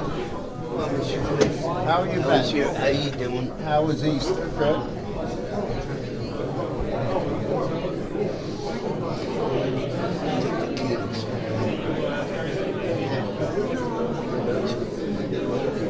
How you doing? Good? Running for councilman in Rockaway. Are you? Good Township. I'm walking door to door. Good. It's the best way to do it. It really is. Bunch of assholes. Patty's not supposed to even be on cell phone to do it. No, she's not representing her constituents. This is ridiculous. She's in fucking Florida. I know where she's at. We all do. So. Where's the Board of Adjustment meetings? Every Monday and Tuesday? No, they meet once a month. Oh, they don't do? Rare, once in a while, twice a month, but mostly once a month. So. You don't have to. Nope, nope, nope, nope, nope.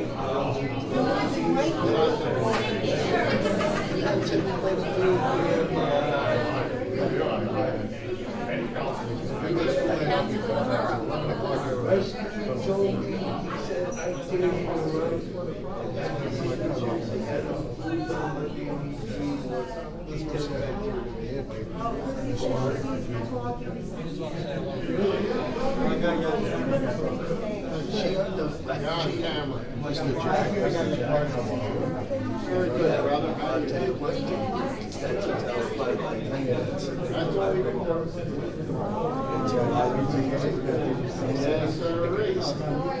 Yeah, I would say.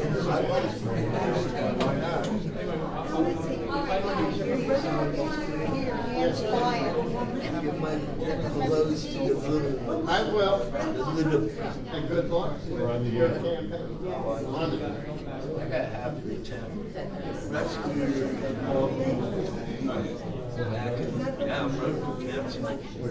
Rockaway Borough.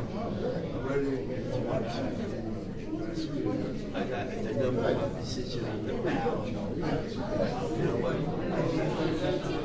I finished my medal at 7 John Street, Ann Street, Barnett, Kelsey, parts of Hill Street, Highland Avenue.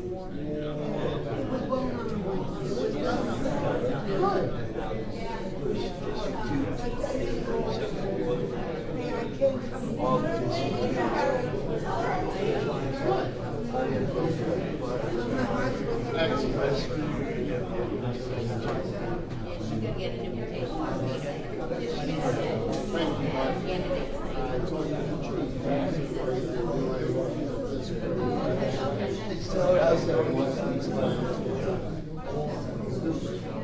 I know, that's what I told him.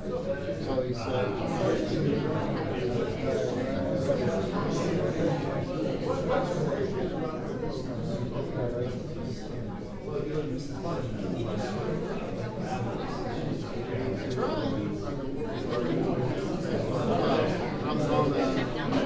Mike and I have had a conversation.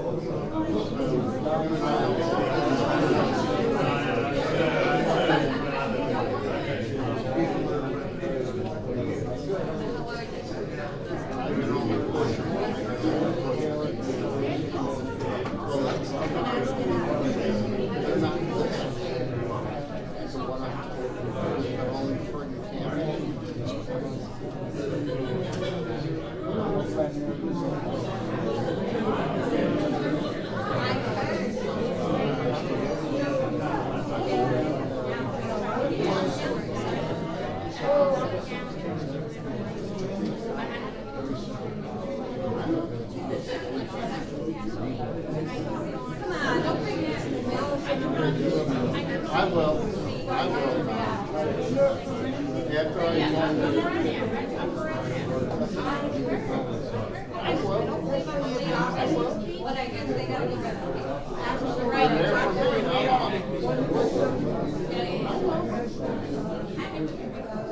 believe me, I know.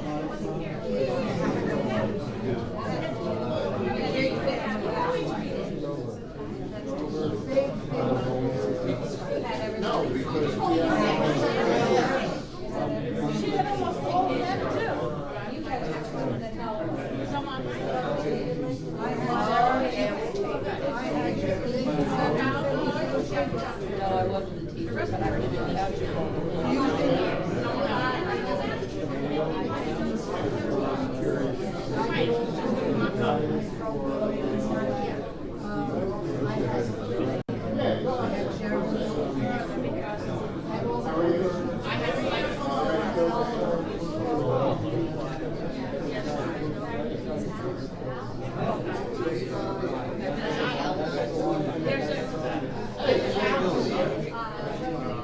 Right, I know. It was just.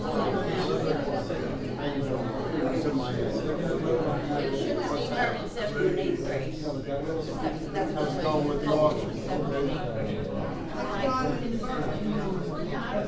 We have our own attorney. We don't agree with their position. They say we're conflicted.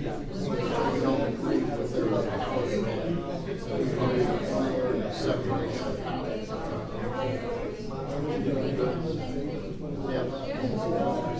I think so. Thank God she's got her hands. Whenever.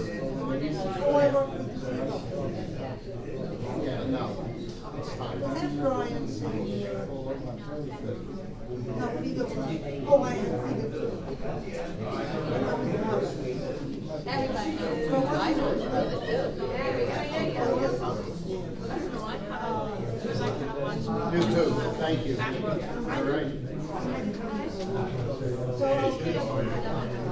How is good?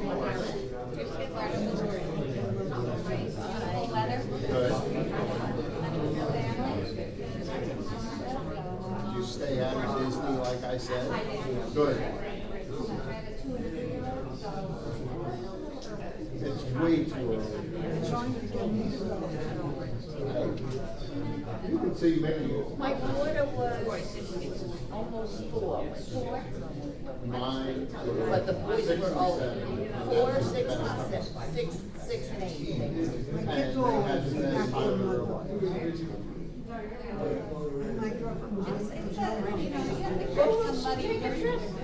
That's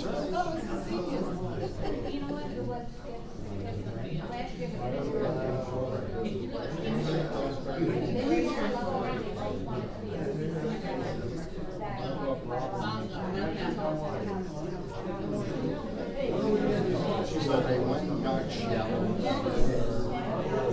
Made their day. That's right. One after goes to watch them run. My grandkids do the same. Then we're leaving at end of June. We're hoping to be June. We've been going, I wrote regulations for the medical waste treatment. So when I was writing the regs, I went to Delaware to write the regs. And when I was there, I said to them, let's go to the beach next time I'll be with my family. They said, it's family oriented, rides, with clothes in the dome. You can go on the rides, the kids can go wild. Kid friendly. The sand has right on the property. You rent the house.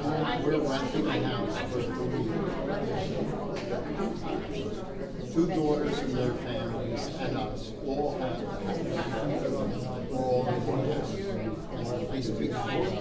They eat you get linen and you get and a bathroom. And you know, I love the needs we do it ourselves. But you get used to the food.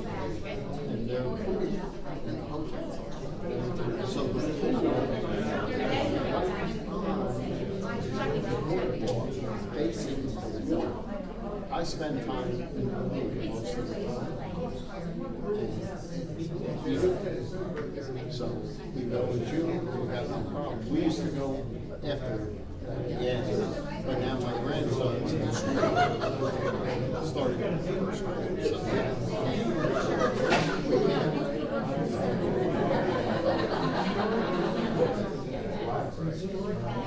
They go down, no, this is very good because you can go on, there's no stores really on the boardwalk. They're all on main streets, little shops, boardwalk, and they have little stores and food places. And it's a boardwalk, and they have these big lights for the kids to play volleyball, where kids can sit and watch, or they can go down and the lights are on and wash it.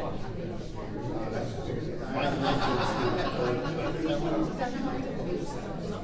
it's a 4-hour trip.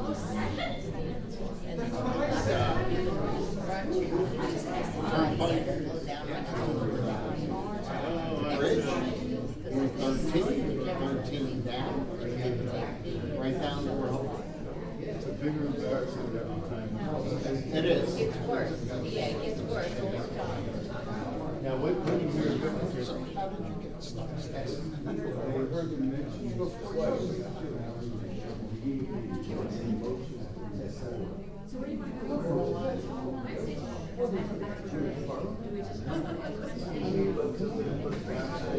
Well, this is all they do, is they keep making, they should have just done what was on the agenda. I know.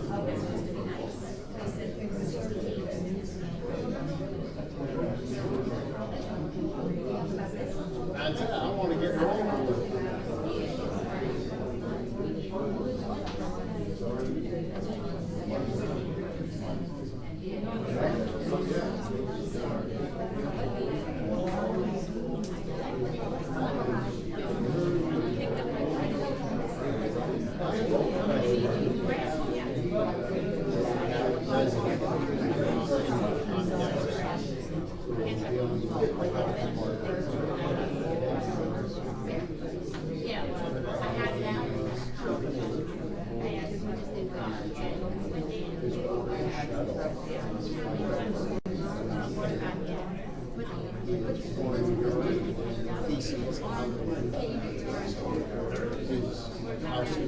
What's going on? That's the problem. He's got shit all over. Well, I will let my son. Resident next called me. She was trying to sit on the porch with her husband, and they had relatives over for Easter, and these people out there. So then Jamie I said, Jamie says, well, if we can help you. And then Jamie's telling me,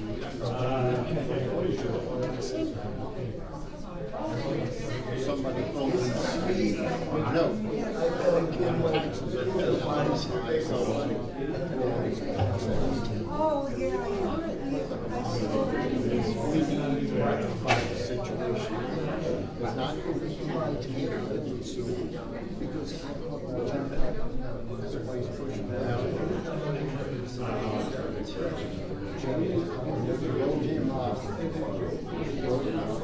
Senior services was there. He didn't answer the door second. We had a conversation. So we were going to answer. He's supposed to come to court on the 3rd. He's already missed it before. So the 3rd of May. I asked the judge. Issue his license because he's still he has a car. He has 2 cars. And one has a big dent in the front of it and gets on. I have no idea. It's sitting out front of his house with a plate.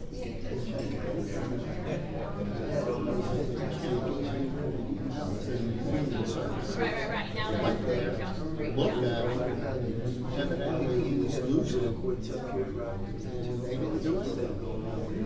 They referred it back to him, and now we're stuck.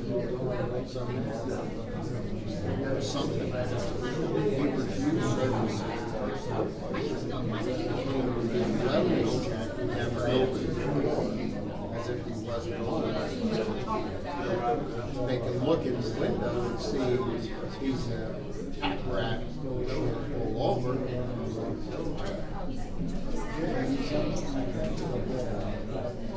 Yes. And the resident is telling me that there's rodents running around.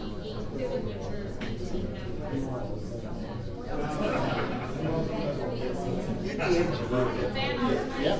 I used to, when Robbie was here, I used to get him to my records.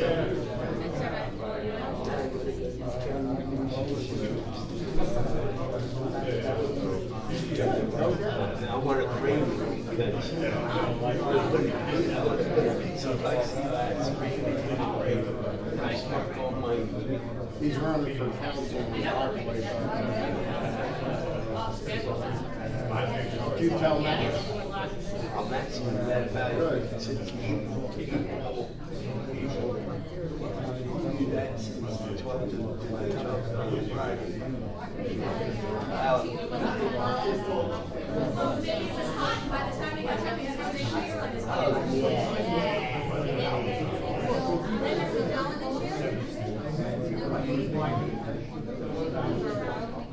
September 23rd.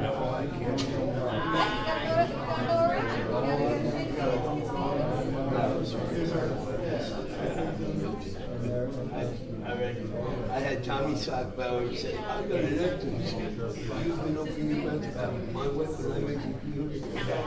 The truth is, Tommy, I don't have to reveal my resources. The people in this community, you and everybody in here. That's about it. I'm not reviewing, I'm not even saying I'm saying. Don't even, you say I'm gonna have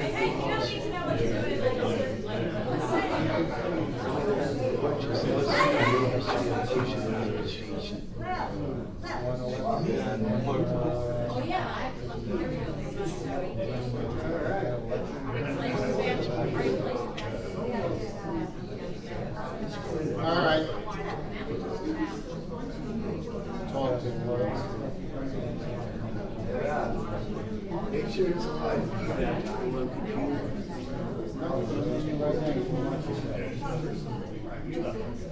And yes, please check.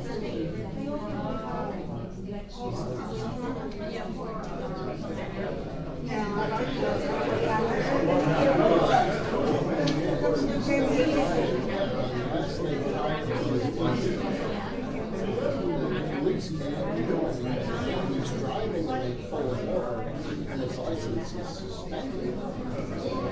Now that he's driving under suspended, now we can get some help. Okay? Yeah, because then he can get a psyche break. And if he fails the psyche, now we can go into the county system, into the assisted living instead of county.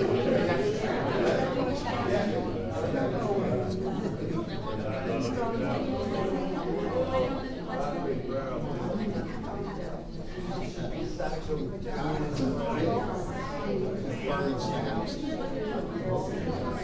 Yeah, especially if it's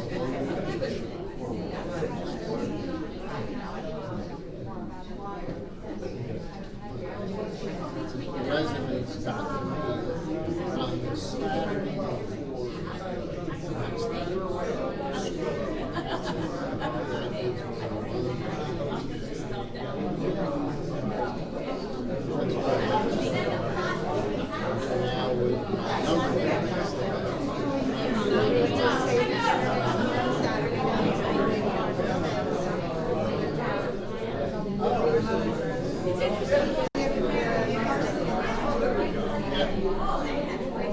He's the older one. He's the second.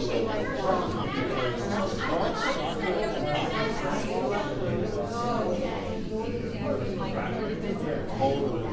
And Mika was at daycare, so that's why he didn't see him.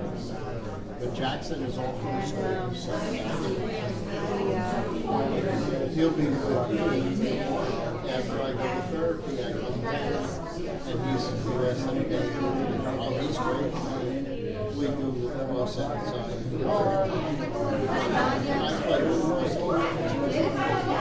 What I do gives me, and we were at Division 2, and then a lot of the guys, I got recruited out of Livingston. I was the first across the Essex County. Well, Florida Park always had it. And always had it. Livingston started the program in 74. I was a defenseman, and I kept breaking sticks. As I broke sticks, the coach gave me a sport.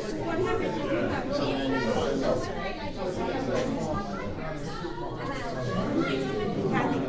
I know.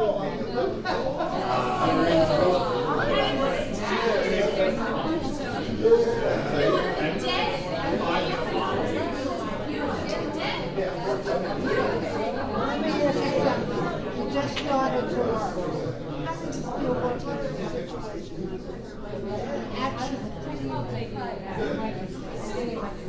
Take it up so young, but yes, things get done much faster.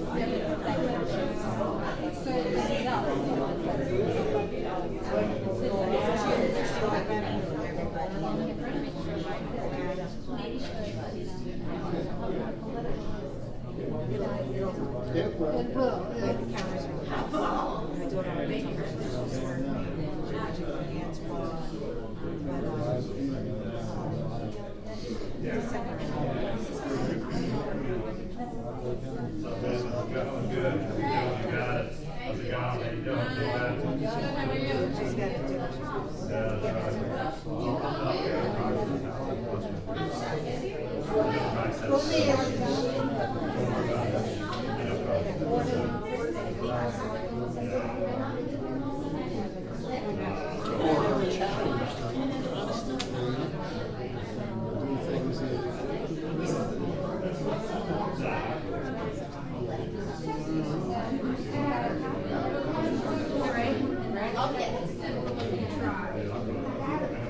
But my grandson gives me a bowling stick.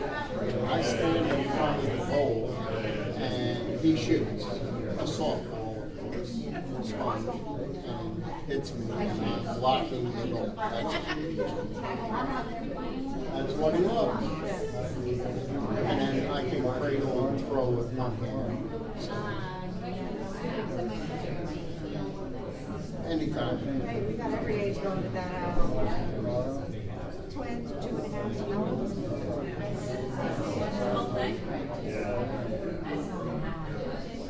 as good as our twins. Well, it's like our girl.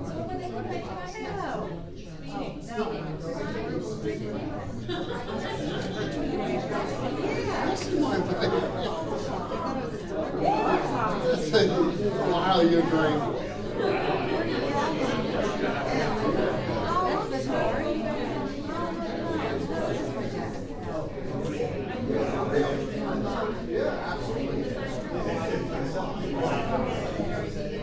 I got lucky, that's all I got.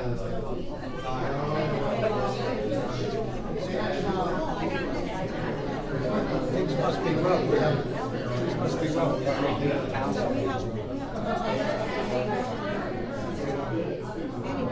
And she has, yeah, Chris. So, because her husband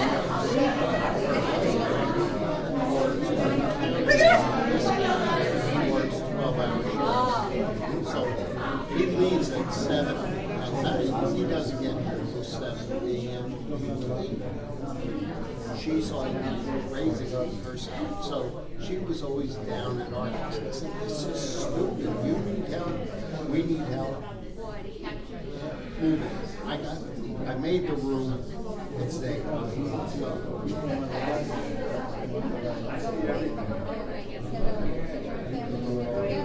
But you see, when I grew up, my grandfather, he taught me how to play checkers, and nobody beat me at checkers.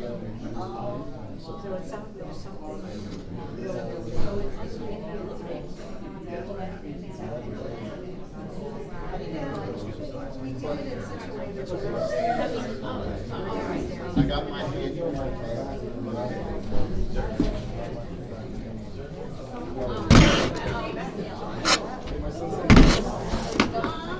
Nothing. I have nothing. I'm with you.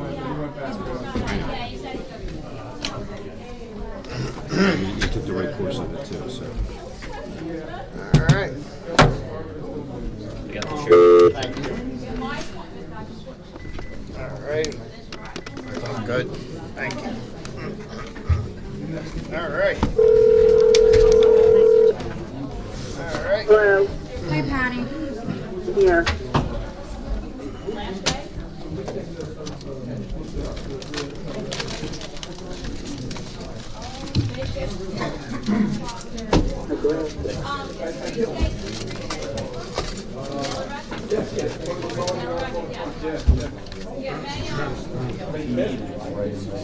No, you know what? And I gotta be honest with you, I had it with me at my house, and the 251. I'm gonna read it too.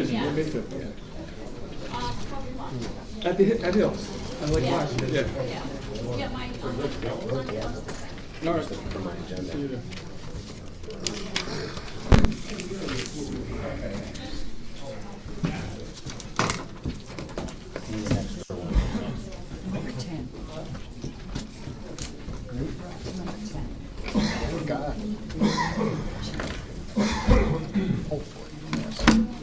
Miss Abrahamson, you there?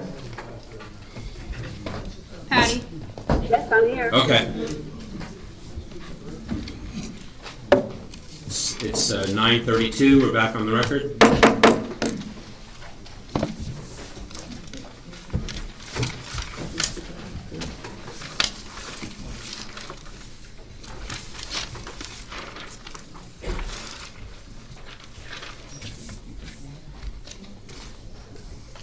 We're going to go back to number 10, ordinance introduced.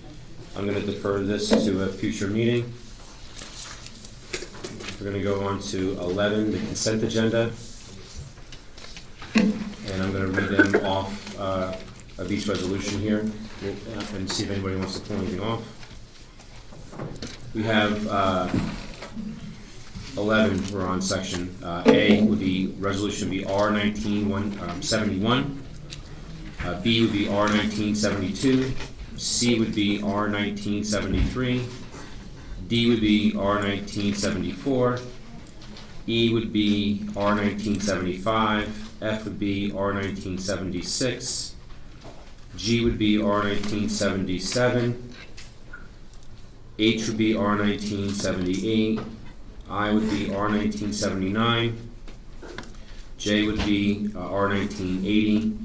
And K would be R1982. Do I have a motion? Council President. Go ahead, Mr. Jane. Resolutions 76 and 82, please.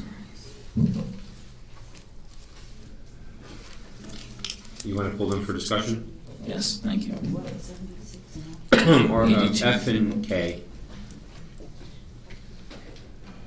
If we can pull them. Does anybody else have anything they want to remove for discussion? No. Nothing down here? Nope. Mr. Freelander, anything?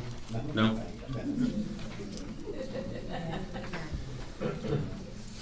With that being said, do I have a motion? So moved.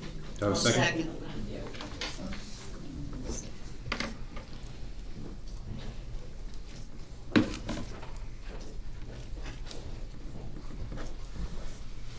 Clerk, please do the roll.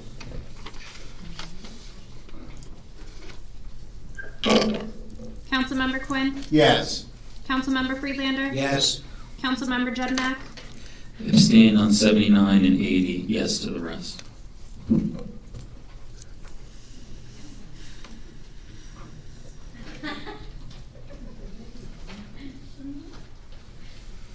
Councilmember Palumbo? Yes. Councilmember Smith? Yes. Councilmember Sackett? Yes. Councilmember Jackson? Yes. Vice President Abrahamson? Yes. President Kelly? Yes. I have from A through H, 9 yeses, 0 no's, 0 abstentions. I have for I and J, I have 8 yeses, and for I, and 1 abstention, 0 no's. And for J, I have 8 yeses, 1 abstention, 0 no's. The motion carries for all of those resolutions on there, minus F and K. With that being said, Mr. Jeniak, you have discussion for F and K. Which one do you want to go first? We can go in order, Council President. So R 1976? Yes, please. Go ahead.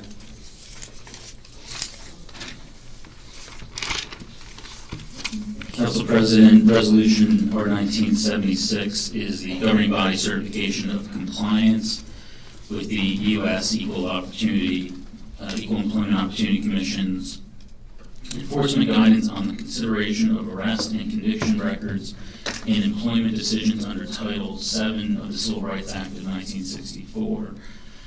The body of the resolution contains the following language to certify that their local units' hiring practices comply with the U.S. EEO enforcement guidance on consideration of arrest and conviction records and employment decisions.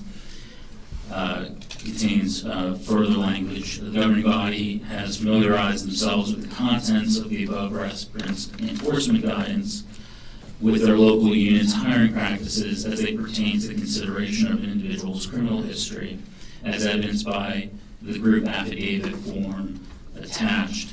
And the attached group affidavit lists all the council members and states, in item number 2, we have familiarized ourselves with the contents of the U.S. EEO Commission's enforcement guidance on the consideration of arrest and conviction records. So that document, the U.S. EEO enforcement guidance, is not included in the backup that we received. I am not familiar with it. Additionally, the council only hires employees of the clerk's office. So we have the administration, which falls under the mayor, which hires the bulk of the employees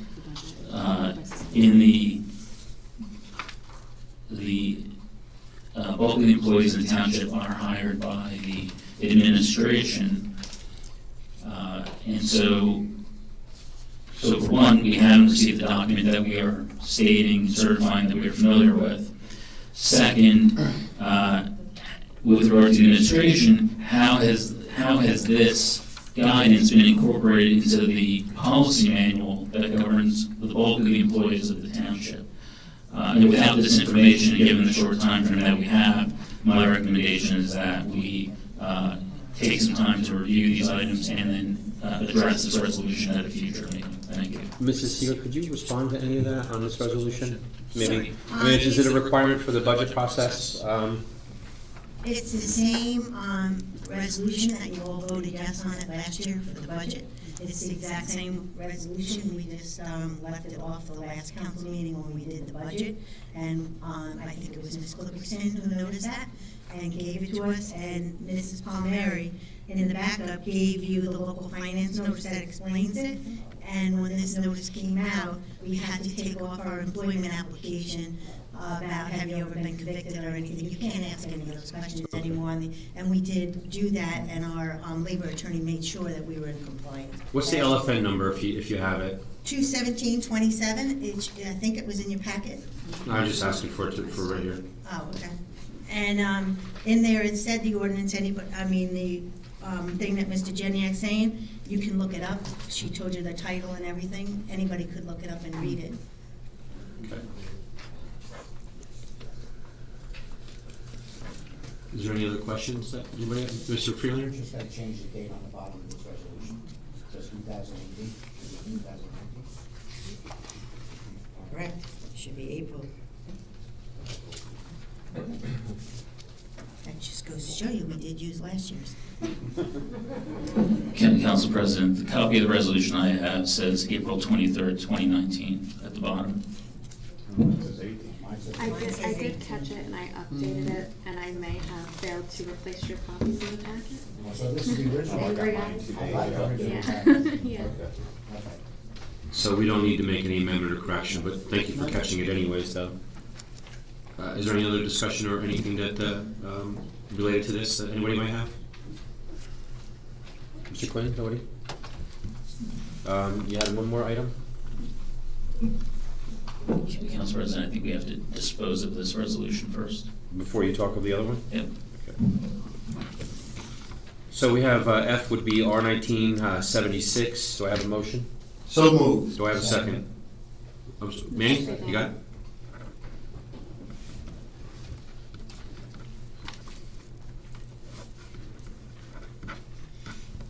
Ready? Councilmember Quinn? Yes. Councilmember Freelander? Yes. Councilmember Jednak? Abstain. Councilmember Palumbo? Yes. Councilmember Smith? Yes. Councilmember Sackett? Yes. Councilmember Jackson? Yes. Vice President Abrahamson? Abstain. President Kelly? Yes. I have 7 yeses, 2 abstentions, no nos. Motion carries. On K, R1982 for discussion. Thank you, Council President. You're welcome.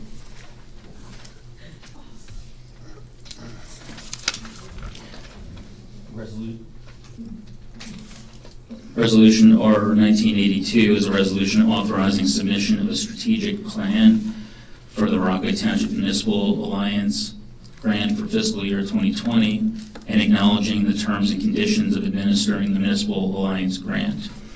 Item number 1 references the submission of a strategic plan.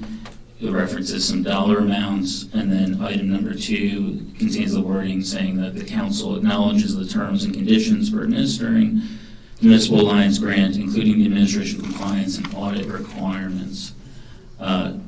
So, Council President, I don't recall seeing in our packets a strategic plan that's referenced. The year is also 2019. This reference is 2020, but we don't have a strategic plan for either year that I'm aware of. Also, the funds that are listed here, it includes a cash match as well as in-kind. If that is coming from the budget that was just introduced, I'd like to know more about where in the budget that was budgeted for. Also, the reference to terms and conditions regarding compliance and audit requirements that this resolution acknowledges. What are those specifically? Because we haven't received a copy of that in the backup. Thank you. Mrs. Siegel, could you help address that? I'm going to let Mr. Tabbitt answer this. Okay, thank you. Mr. Tabbitt? Mr. Council President, I can partially answer this. I don't administer the Municipal Alliance Committee grant personally, individually, but do work with Brenda Budd, who is the chairperson of the Municipal Alliance Committee, and does quite a lot of good social services things for the township and the borough. To try and address the questions from the councilman, the $18,095 that's listed here in item 1 is the Drug Enforcement Demand Reduction Fund, which is state funding, Municipal Alliance funding. It's not produced by the township. The cash match has been 45-24-25. Has been a budget item, and it was in the introduced budget for 2019, and that's been an annual appropriation for quite some time. In-kind services are in-kind. That's a calculation developed by the committee chairperson for those hours of service and for the program that are not coming out of a township budget or otherwise. And as far as item number 2, and also addressing the The strategic plan, there's not a strategic plan yet, this just authorizes production and submission of it, so there's nothing to share with the council. Ms. Bud is in the process of, once this resolution should be passed, to actually produce that strategic plan. And the audits are performed by the state, the Municipal Alliance program through the state. They're pretty rigorous with their quarterly financial audits and their annual audits. How long have we had this grant, Mr. Tabb? I couldn't say, I've only been here 8 years, but probably for at least 2 or 3 decades. Thank you. Oh, yeah. Council President, when we went through the budget, I specifically looked at the grants page. We didn't have any grants in the budget. Those are typically added after the budget. So I'm still curious to know where I would find that cash match line in the budget. And I recognize that the CFO is not here this evening. Councilman, I can tell you that amount is in the 330, the Division of Health budget. And it's for that amount. I have the budget here. You want to just take a quick peek? Just Mr. Tabbett directed you? I don't have the page in front of me. No, I have it here. I just had it in my briefcase. This is not the budget book that we have. I think it'll take too long to go through, but thank you for answering that question. But we had not received copies of the administrative compliance and audit requirements. Is that correct? No, the council is not in receipt of that. Again, I think he's... And Mr. Tabbett, it really wouldn't change from the years prior that prior administrations, prior council that approved this. There isn't much of a change other than whoever's preparing it, whoever's there now. I mean, what is the difference from 2010 versus 19, 2017 versus now? Council President, the only difference is what the state allots to the municipality. And we did not have a Municipal Alliance Committee chairperson until recently when Ms. Bud, around the turn of the year, volunteered to fill that position. So some of this information may have been a little behind in the absence of a chairperson for the committee. But the only thing that would change is the figure that the state does provide to the municipality, but it's been this way for many years. Okay. Any other questions? Thank you for answering my questions. Anybody else? No? That being said, would you please do the roll? Oh, I'm sorry. I made the motion. Second. Mr. Jackson on the second.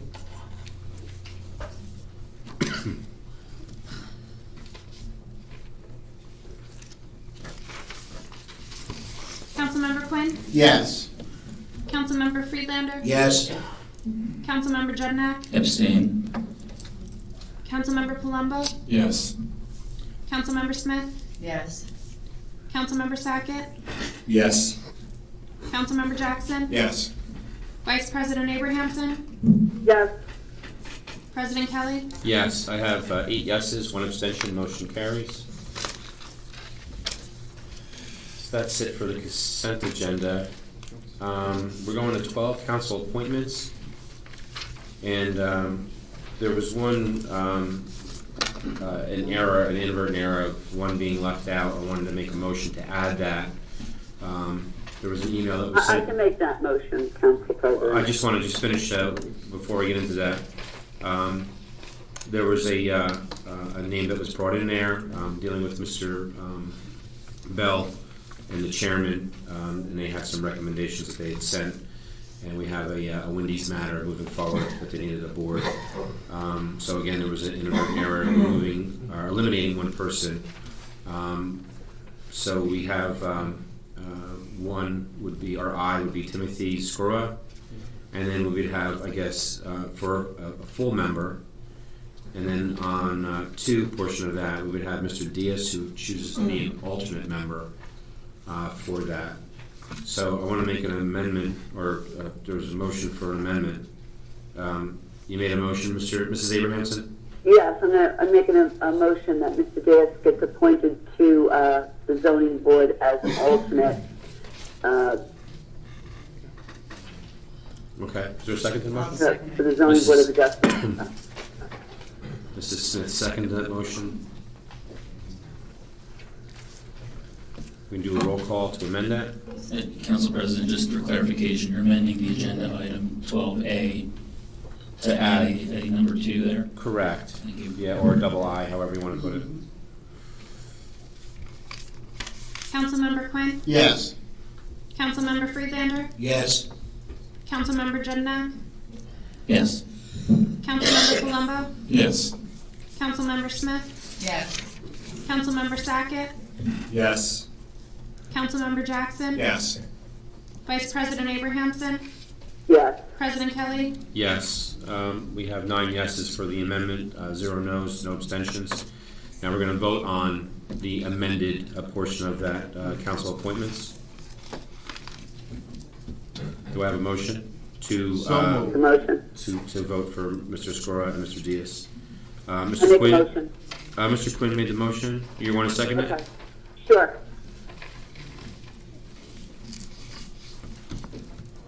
Councilmember Quinn? Yes. Councilmember Friedlander? Yes. Councilmember Jedinak? Yes. Councilmember Palumbo? Yes. Councilmember Smith? Yes. Councilmember Sackett? Yes. Councilmember Jackson? Yes. Vice President Abrahamson? Yes. President Kelly? Yes. I got 9 yeses, 0 noes, 0 abstention, motion carries. Okay, this is 13, which is going to be the ratification of actions taken at the November 27th, 2018 council meeting. I'm going to apologize in advance to everybody here on the dais, but I'm going to go through each one of these things as quickly as possible. I will ask if there's any discussion, even though we've already had these matters that we potentially had discussion and clarified it and voted on it, but we're only voting on ratifying what took place on the 27th of November of 2018. Does anybody have any questions on that? Yeah, Is everybody under the clear understanding? Point of order, Councilman Kelly. We received a legal opinion on these meetings, and to go through all this, we were told that we didn't have to. We have a resolution ratifying and approving all actions taken by the Township Council at the meetings of November 27th and December 11th. It's a very simple resolution that the town attorney had drafted for us to go through that. We can, instead of going through this line by line, we were told that's all we have to do. I prefer to just do it that way, ratify it in one simple vote instead of going through each line by line item.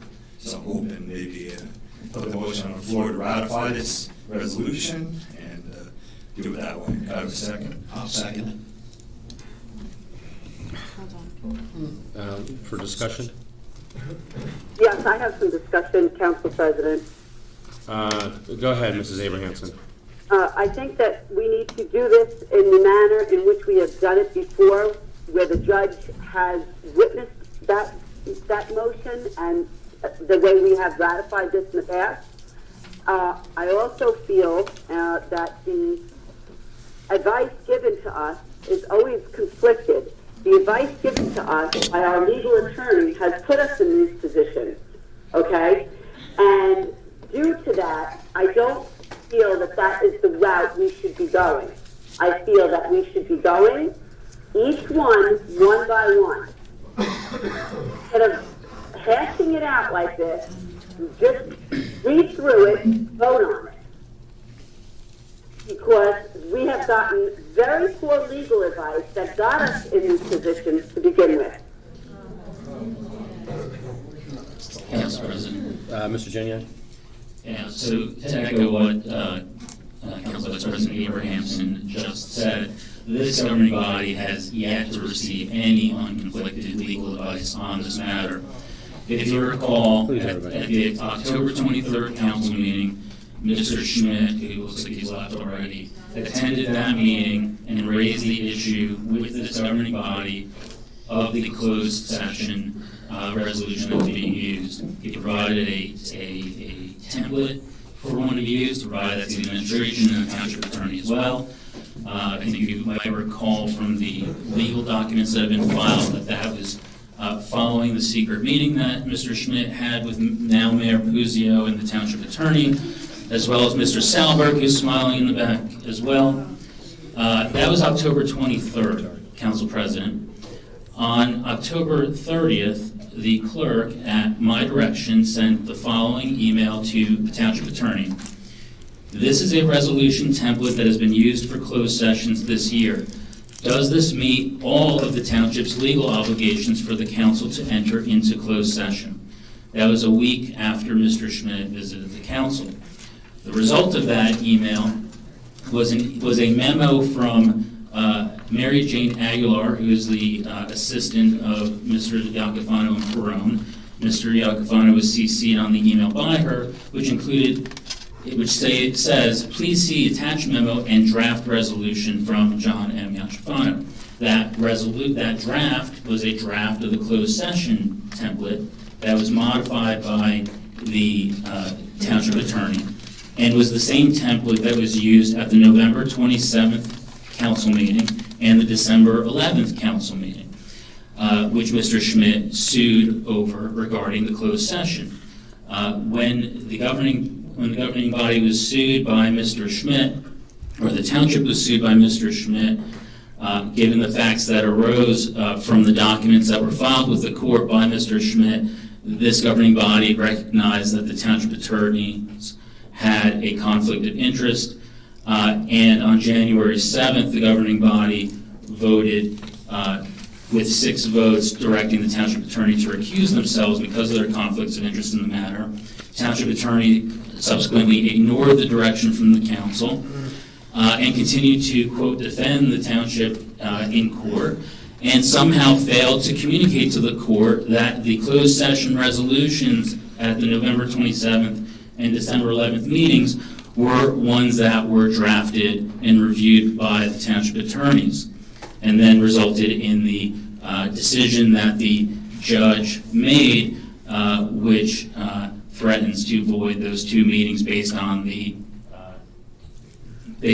closed session resolutions.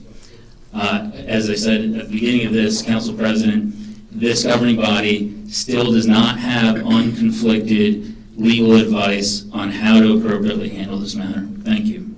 Excuse me, Council President, with all due respect, if I could add one more thing to this. Go ahead, Mrs. Abraham. One more comment. With all due respect, this is legal advice and letters that Mr. Sackett has mentioned that we received from Mr. Carl Perrone. Mr. Carl Perrone being the same exact attorney that has assisted with the Solberg et al. Litigation against the township, okay, which is now published on their Facebook page, all right, their Rockaway Politics Facebook page. That is all the emails that Mr. Perrone assisted with writing and giving advice on briefs against this township. Yet for some reason, Mr. Sackett feels that this is great advice and we should go on in this route. I say, stop beating a dead horse, go through the ratification one by one. That's my motion, to go through this ratification one by one to satisfy the judge's orders the way it has been done in the past. Council President, no motions are required as Council President. Our code provides at your discretion how this is handled. I understand that, and we've already had a motion and a second to go on there, and I just wanted to comment that, Mr. Sackett, and I appreciate you reaching out like that. This was an agenda that we had. I believe you heard Mr. Perrone when we were talking before that we could do it this way. We did do it on the 23rd. It was something that was raised when we had the matter. I don't believe seeing you in the courtroom on the 26th of March when this was discussed in the order that was there. So having that as an insurance policy going through each one, because if there is a contested issue. I worked there today. Come on, let's go, huh? So with that being said, and I appreciate the sarcasm. You said you didn't see me there, but I worked. I want to tell you where I was. Can we just move on and do what we Right. want to do? And I see at the chamber. So with that being said, if there's anything that's in question, if we ratify it all as a whole, and then there's something that's questioned, all the action that took place could be subject to litigation. If we were to go down it one by one, and there's any issue, then only that one issue, because I'm not going to go through, we have appointments of other employees that are here, we got tax liens, we got overpayments, refunds, why would we jeopardize all of them if we can go down this in a real quick fashion and just do motion, second, ratify, go to the next one? So can I move forward? It's never real quick with this Well, council. well, The motion's on the floor, you can vote no, it's fine. Okay. It's fine, so it's on the floor, you second it. Who's running the If they want to vote no, then vote no, it's okay. But I already put the motion on there, let's do it the way we're supposed to do it. And then if you want to vote no, you can vote no, it's okay. But Mr. Freelander has some add. Council President, questions of order in your discretion. I know, I mean, I appreciate it, Mr. Sackett. Mr. Freelander, can we move on your motion, on this motion, so we can? Well, I just wanted to. Microphone, please. Sorry. I mean, we've gotten other councilmen's opinions. I would want the attorney's opinion. Well, Mr. Perone, could you just reiterate what you said earlier? How many times do you have to say it? Well, no, it isn't actually. I mean, when we. Well, there's a couple things that I see on the floor. One question is. Can't hear you. Nobody can hear him. One question is whether or not you're allowed to ratify without going through every single. No, the question is, can we ratify each one individually? Yes. Okay. And you can ratify them collectively. You can. You can do either. And if they were collectively, and there was a litigation on one of the items in that whole collective amount? No. No, because someone would complain about one collective item, and that they would complain about everything. I mean, Well, if you. Mr. Schmidt is complaining about one thing already. But would one minimize, if it was Wouldn't each, change anything. if it was, well, how could it not? If it was individual, and somebody was to contest only one component, then only that one subject of that whole action that took place on whatever date we're doing. Right? If we ratified it as a whole, then that whole process could be then challenged, which contains multiple actions. That's legally incorrect. Okay. They're legally severable, that's why. But each action is an action in and of itself. Right. If there's a complaint about one action, and we all know what the complaint is, has nothing to do with the rest of the actions. So what's the big deal then? Why not do it individually if we did it before? I'm not here to tell you what to do. Okay. You asked me what can you do, and I told you both. Okay. Either. Thank you. But the Thank flip you. side is that, well, okay. Yeah, we could have already been more than halfway Yeah, we through. could have been done with it. All right, so we're going to do it individually. I'm not. We're trying to get it done, Mr. Freelander.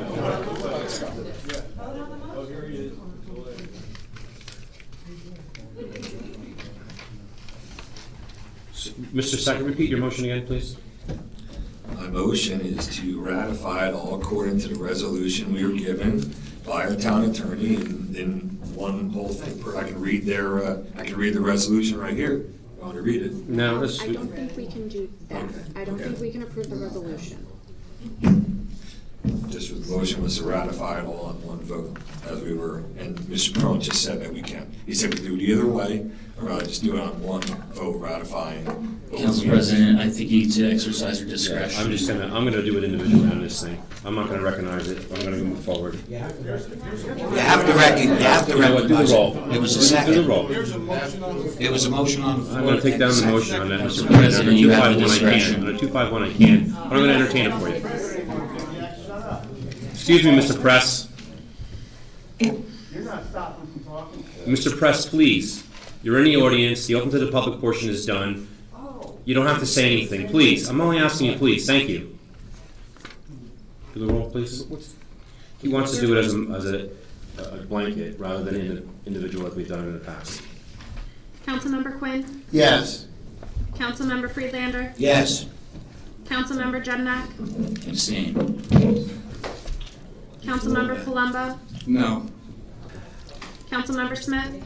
No. Councilmember Sackett? Yes. Councilmember Jackson? Abstain. Vice President Abrahamson? No. President Kelly? No. 3 yeses.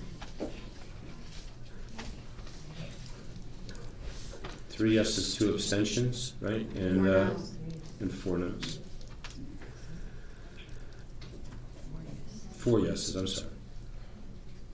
What do you got there?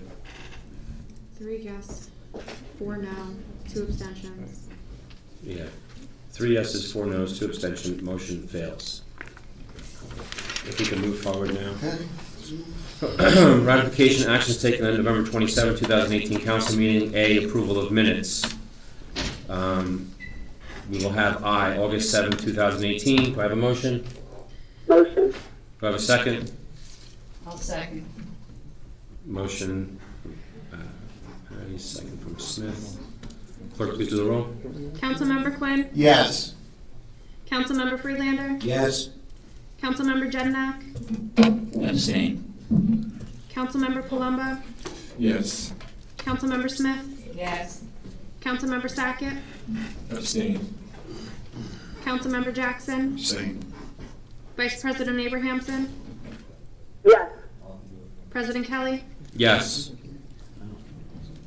I have 6 yeses, 3 abstentions. Mr. Jackson, please. Motion carries.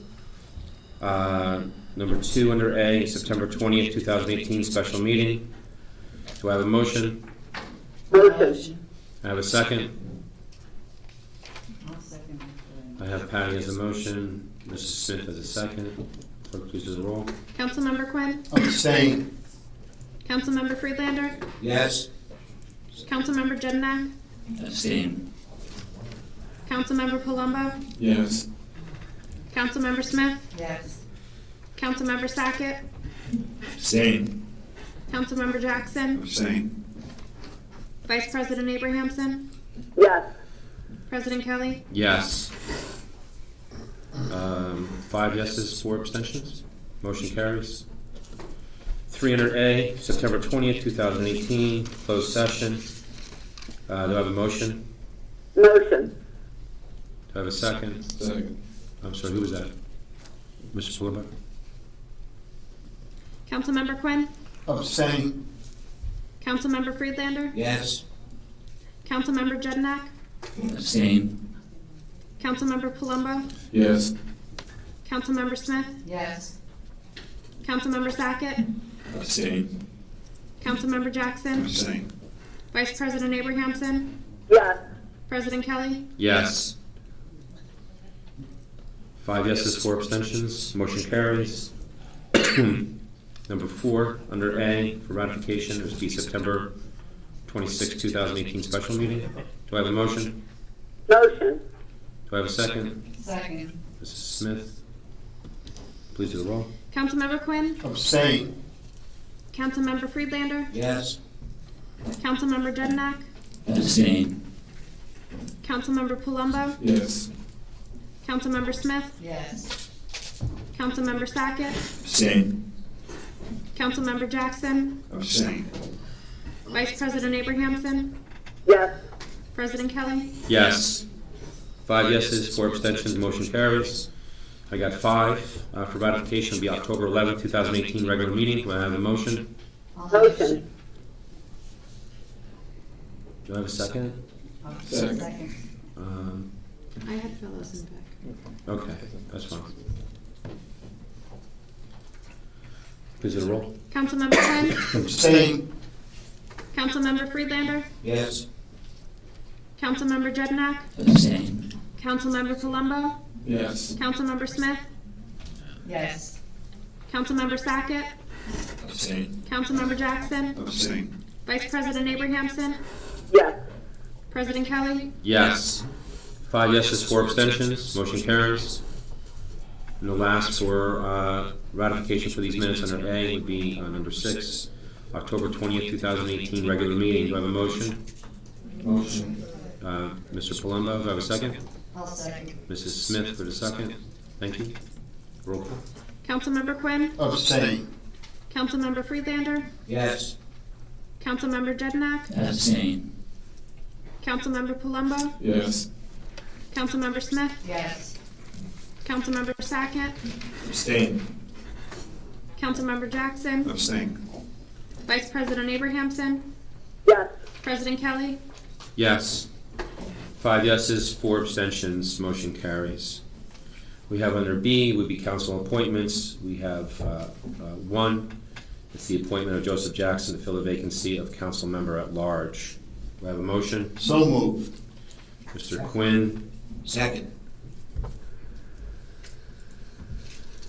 second by Mr. Freelander. Clerk to the roll. Councilmember Quinn? Yes. Councilmember Friedlander? Yes. Councilmember Jednak? Abstain. Councilmember Palumbo? Yes. Councilmember Smith? Yes. Councilmember Sackett?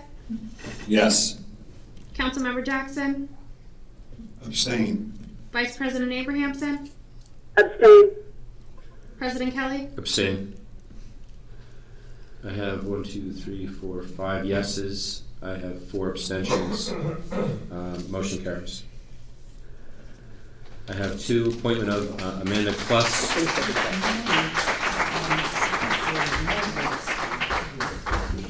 Oh, I'm sorry, did I? I'm sorry?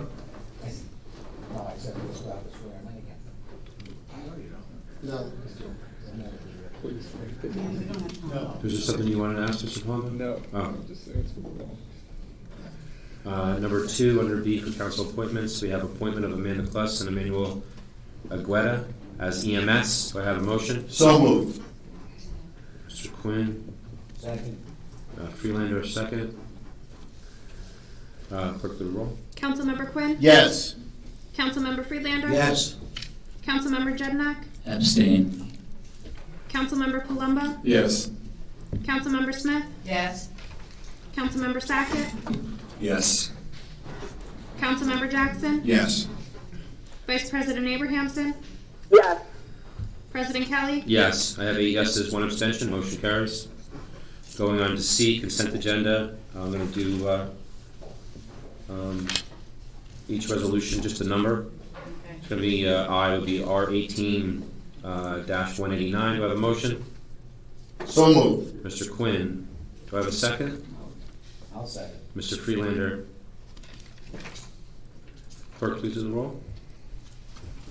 Councilmember Quinn? Yes. Councilmember Friedlander? Yes. Councilmember Jednak? Abstain. Councilmember Palumbo? Yes.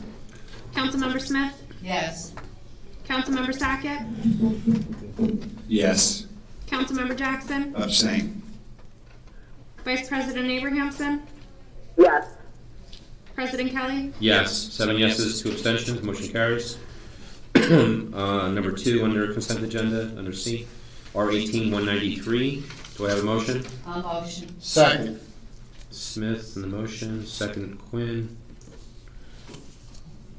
Please do the roll. Councilmember Quinn? Yes. Councilmember Friedlander? Yes. Councilmember Jednak? Abstain. Councilmember Palumbo? Yes. Councilmember Smith? Yes. Councilmember Sackett? Yes. Councilmember Jackson? Abstain. Vice President Abrahamson? Yes. President Kelly? Yes, 7 yeses, 2 abstentions, motion carries. Number 3 would be R18-194. Do I have a motion? I'll motion. Second. Smith, second from Quinn.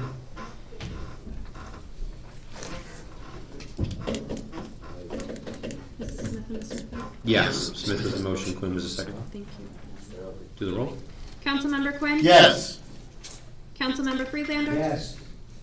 Councilmember Jednak? Abstain. Councilmember Palumbo? Yes. Councilmember Smith? Yes.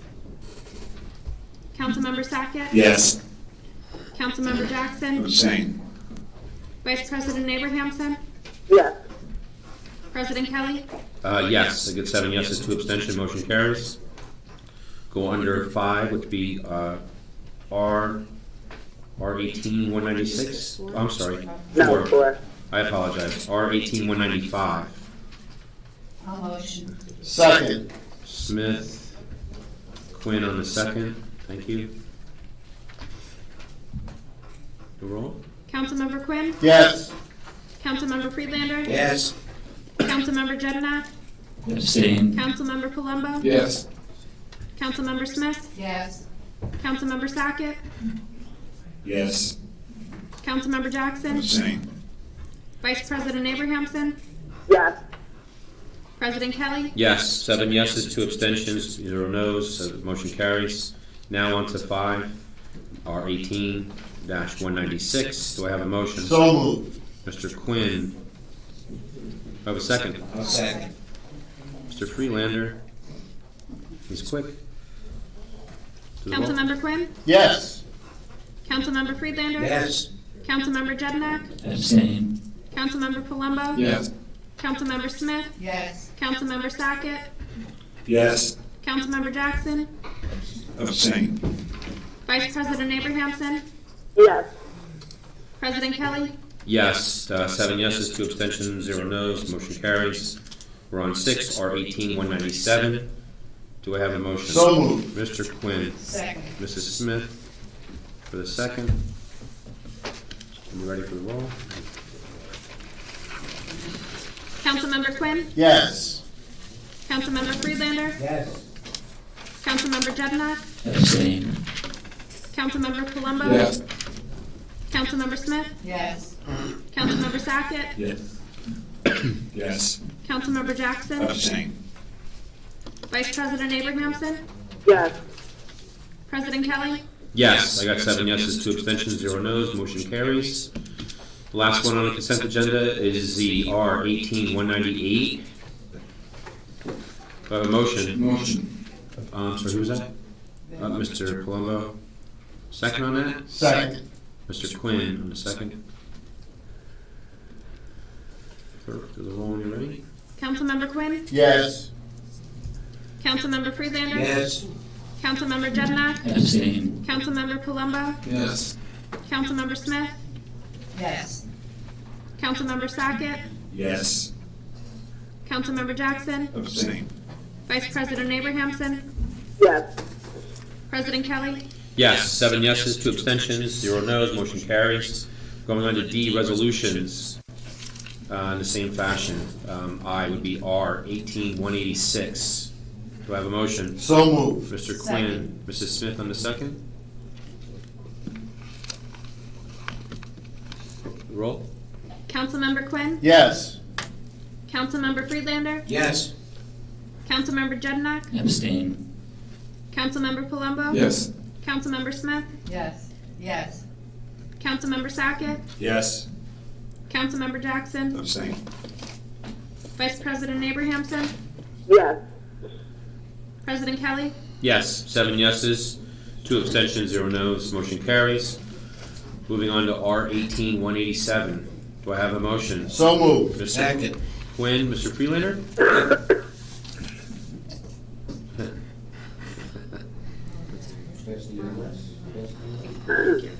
And it was 187? Quinn. Freelander, I'm sorry. Whenever you're ready.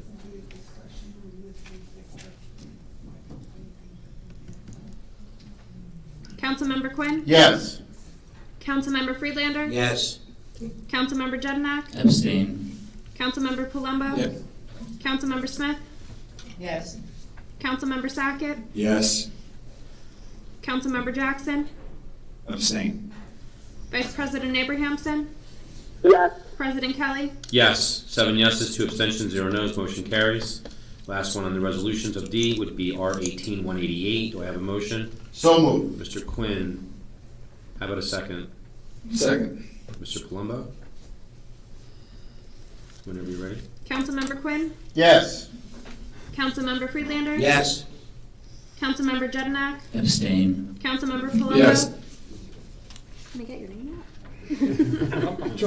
Councilmember Smith? Yes. Councilmember Sackett? Yes. Councilmember Jackson? Abstain. Vice President Abrahamson? Yes. President Kelly? Yes, 7 yeses, 2 abstentions, 0 noes, motion carries. And we are done with the November 27th. Oh, I'm sorry, E, I'm sorry. Closed session should be R18-190. Do I have a motion? Motion. Mr. Jackson? Second.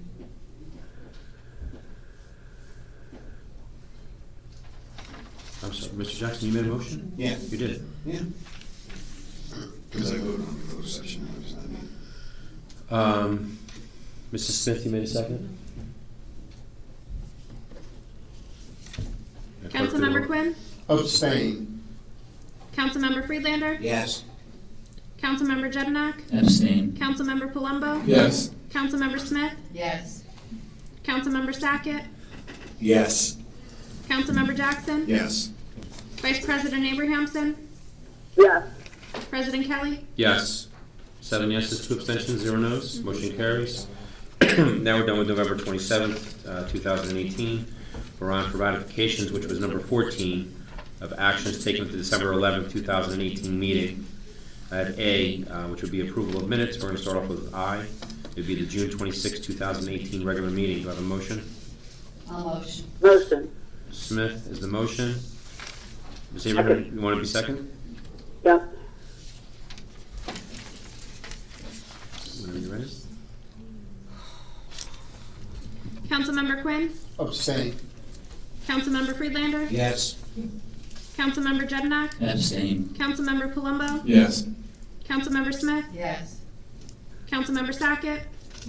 Abstain. Councilmember Jackson? Abstain. Vice President Abrahamson? Yes. President Kelly? Yes. I have 5 yes, 4 Yeah, abstentions. 5 yes, 4 abstentions, 0 noes, motion carries. On to 2, which would be July 10, 2018 regular meeting. Do I have a motion? I'll motion. Mrs. Smith? Do I have a second? Second. Mrs. Abrahamson? Councilmember Quinn? Abstain. Councilmember Friedlander? Yes. Councilmember Jednak? Abstain. Councilmember Palumbo? Yes. Councilmember Smith? Yes. Councilmember Sackett? Abstain. Councilmember Jackson? Abstain. Vice President Abrahamson? Yes. President Kelly? Yes. 5 yeses, 4 abstentions, 0 noes, motion carries. On to 3, November 16th, 2018 special meeting. Do I have a motion? Motion. Mr. Palumbo? I'll second. Mrs. Smith on the second. Councilmember Quinn? Abstain. Councilmember Friedlander? Yes. Councilmember Jednak? Abstain. Councilmember Palumbo? Yes. Councilmember Smith? Yes. Councilmember Sackett? Abstain. Councilmember Jackson? Abstain. Vice President Abrahamson? Yes. President Kelly? Yes, 5 yeses, 4 abstentions, 0 noes. On to 4, which would be November 27, 2018 regular meeting. Do I have a motion? I'll motion. Smith for the motion. Do I have a second? I'll second it. Mrs. Freelander. Councilmember Quinn? Abstain. Councilmember Friedlander? Yes. Councilmember Jednak? Abstain. Councilmember Palumbo? Yes. Yes. Councilmember Smith? Yes. Councilmember Sackett? Abstain. Councilmember Jackson? Yes. Vice President Abrahamson? Yes. President Kelly? Yes, 5 yeses, 4 abstentions. I'm sorry. 6 yes. Oh, I'm sorry. 6 yeses, 3 abstentions, 0 noes, motion carries. On to B, council appointments, I would be appointment of Shelley Mall as junior fire auxiliary. I'll motion. Second. Smith, Quinn on the second, thank you. Whenever you're ready to do the roll. Councilmember Quinn? Yes. Councilmember Friedlander? Yes. Councilmember Jednak? Abstain. Councilmember Palumbo? Yes. Councilmember Smith? Yes. Councilmember Sackett? Yes. Councilmember Jackson? Yes. Vice President Abrahamson? Yes. President Kelly? Yes. 8 yes, 1 abstention. 8 yeses, 1 abstention, 0 noes, motion carries. On C, consent agenda, would be 1, would be R18-201. Do I have a motion? I'll motion. Smith on the motion. Second. Second with Mr. Quinn, thank you. And whenever you're ready. Councilmember Quinn? Yes. Councilmember Friedlander? Yes. Councilmember Jednak? Abstain. Councilmember Palumbo? Yes. Councilmember Smith? Yes. Councilmember Sackett? Yes. Councilmember Jackson? Yes. Vice President Abrahamson? Yes. President Kelly? Yes. 8 yeses, 1 abstention, 0 noes, motion carries. on two under the consent agenda for ratifying, R-18-202. Do I have a motion? So moved. Mr. Quinn. Seconded. Mr. Freelander, thank you. Councilmember Quinn? Yes. Councilmember Friedlander? Yes. Councilmember Jednak? Abstain. Councilmember Palumbo? Yes. Councilmember Smith? Yes. Councilmember Sackett? Yes. Councilmember Jackson? Yes. Vice President Abrahamson? Yes. President Kelly? Yes. 8 yeses, 1 abstention, 0 noes, motion carries. 3, which would be R-18-204. Do I have a motion? So moved. Mr. Quinn? I'll second. Mrs. Smith, thank you. Councilmember Quinn? Yes. Councilmember Friedlander? Yes. Councilmember Jednak? Abstain. Councilmember Palumbo? Yes. Councilmember Smith? Yes. Councilmember Sackett? Yes. Councilmember Jackson? Yes. Vice President Abrahamson? Yes. President Kelly? Yes. 8 yeses, 1 abstention, 0 no, motion carried. Under D now for resolutions, 1, which would be R-18-199. Do I have a motion? So moved. Mr. Quinn? Second. Is that Mr. Palumbo? Yes. Thank you.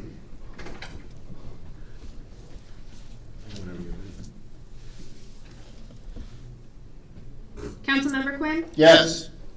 Councilmember Friedlander? Yes. Councilmember Jednak? Abstain. Councilmember Palumbo? Yes. Councilmember Smith? Yes. Councilmember Sackett? Yes. Councilmember Jackson? Yes. Vice President Abrahamson? Yes. President Kelly? Yes, 1 abstention, 8 yeses, 0 noes, motion carries. We're going on to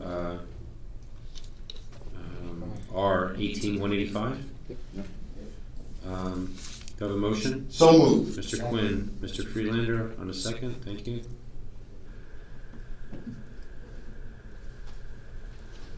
Councilmember Quinn? Yes. Councilmember Friedlander? Yes. Councilmember Jednak? Abstain. Councilmember Palumbo? Yes. Councilmember Smith? Yes. Councilmember Sackett? Yes. Councilmember Jackson? Yes. Vice President Abrahamson? Yes. President Kelly? Yes, 1 abstention, 8 yeses, 0 noes, motion carries. Last one for D, which would be 3, R-18-200. Do I have a motion? Mrs. Second. Smith, Mr. Quinn on the second, thank you. Councilmember Quinn? Yes. Councilmember Friedlander? Yes. Councilmember Jednak? Abstain. Councilmember Palumbo? Yes. Councilmember Smith? Yes. Councilmember Sackett? Yes. Councilmember Jackson? Yes. Vice President Abrahamson? Yes. President Kelly? Yes, 1 abstention, 8 yeses, 0 noes, motion carries. E, which would be closed session. R-18-203. Do I have a motion? Motion. Mr. Freelander. Mr. Freelander, second, was Ms. Smith? Sure. Thank you. Councilmember Quinn? Abstain. Councilmember Friedlander? Yes. Councilmember Friedlander? My mouth is so dry, I can't talk. Councilmember Jednak? Abstain. Councilmember Palumbo? Yes. Councilmember Smith? Yes. Councilmember Sackett? Yes. Councilmember Jackson? Yes. Vice President Abrahamson? Yes. President Kelly? Yes. 7 yeses, 2 abstentions, Yeah. 0 noes, motion carries. F would be the motions concerning the FOP memorandum of agreement.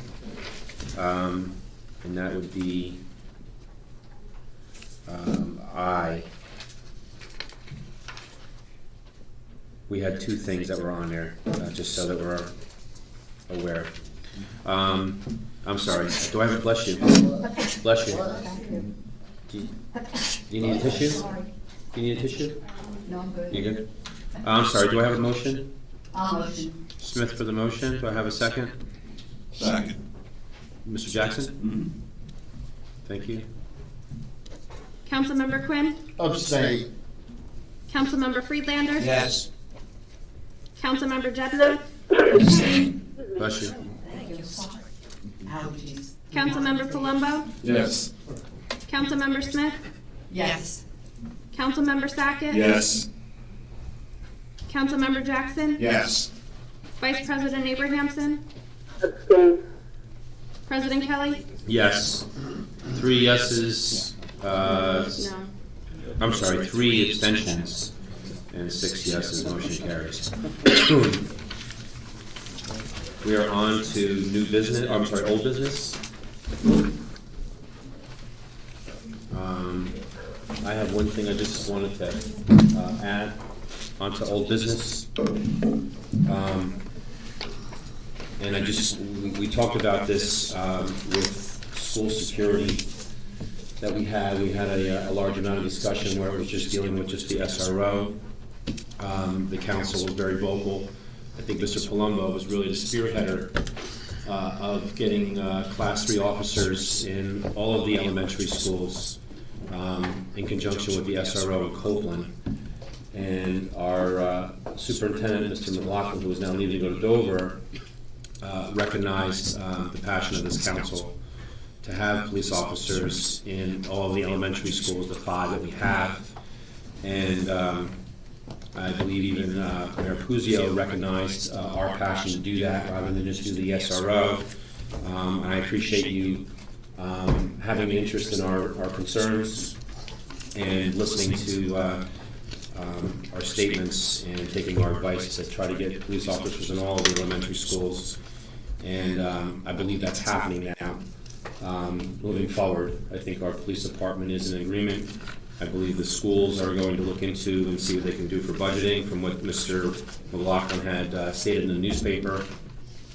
So I'm just glad that we were able to collectively come together and address some of the concerns with residents. Everybody's child is important, obviously. There's no price for safety and protection for our students and staff and the structures that are there. So I'm glad that we're moving forward to do that, and that you and the school listen to our concerns moving forward. So I appreciate that. Can I give you a quick update? Is that okay? We'll say that for reports. Yeah. Sure. Does anybody else have any new business? Old business. I'm sorry, old business. No. Anything new business? Yeah, I got some new business here. Go ahead, Mr. Sackett. I got four items. Couple things that we were reached out about, and I was just wondering why they weren't on the agenda. If you can let me know why. First one is we received a memo from our CFO requesting a bond ordinance for Peterson Field improvements be placed on the agenda, and I'm just wondering why it's not put on, because I'd like to put it on. I'd like to make a motion to put that bond ordinance on the agenda so we can move forward with this project. Yeah, it's already been taken off. Why? Well, if you recall when you were here, because you were in agreement when we had a consent of all of us to put it on a referendum, we were going to find a date out when our deadline was. And if I recall, I think the minutes would reflect it, that you wanted everything on in one shot and allowing the people to vote on that. And we all were in agreement from that point on. I was very surprised that there was a bond ordinance drafted. Mrs. Palmieri, who's not here, was in attendance, as well as Mr. Dyer, and I can confirm that. Mrs. Seeger was not, as well as the mayor. But we were had moving. asked for that to be drafted. I'm sorry? I had asked her for that to be drafted. No, I understand that, but I'm saying when we had the meeting, you weren't in attendance at the meeting when we discussed that. So we had a straw poll or a consent to move forward to put that on for the referendum, and that's what we're doing. So that was the answer for that. What was your next question? Council President, part of that discussion was also that we needed to, it was very late in the budget process, very late at night, and the consensus was also that we needed to further scrutinize all of the items on the capital budget before bond ordinances were drafted. Thank you. Correct. What was your next question, Mr. Sackett? I still want to make a motion to add that in there. I want to edit the bond ordinance. I'm not recognizing your That's motion. okay. Well, I'm just looking to make it. I don't think we can do that. I know. I wanted to ask Mr. Yachafano if we're even able to do something like that, because it wasn't listed on the agenda. The public wasn't provided with that ordinance, so. Council President. I'll make a motion and add it to the next meeting, put it on the agenda for the next meeting. We'll review it. Yeah, we'll review it. I'm not recognizing his motion, Mr. Freelander. Political posturing. What's the next one, Mr. Sackett, please? Always political posturing, that's what I like to do. Mr. Sackett, we can just move forward, please, it'd be great. Let me continue, thank you. Get my notes, hold on. A couple other resolutions, also want to know why they weren't put on. Number one was the professional service agreement for the mayor's legal services. Number two was to increase the bid threshold. And number three was the professional agreements. At the time when the council approved the professionals, it was approved at 25% for the temporary budget. And now we need to approve it for 100%, so these people, we start paying these people for the work that they're doing for us. You had a motion that we made last time that was defeated. I told you the other one that was... Yeah, correct. You defeated it because you said you didn't receive the information. No, well, it was defeated. You had a vote that was defeated, so I answered that question. You received the information now. Mr. Sackett, the other question that you had was in relation to the R19-10, and I told you that one of the matters was part of litigation. Now, I believe Mrs. Seeger had discussions with the mayor to remove a component of that and modify that amendment or that resolution, and you chose not to. You directed the administrator not to do that. That would be correct. It comes as a complete package. Okay, so because of that, original form. thank you very much, Mr. Mayor. Because of that, we're in a situation with that. What was the next question you had? It was all. Thank you. Anybody else have any new business? No. Thank you. Moving on to closed session. Give me one moment, please.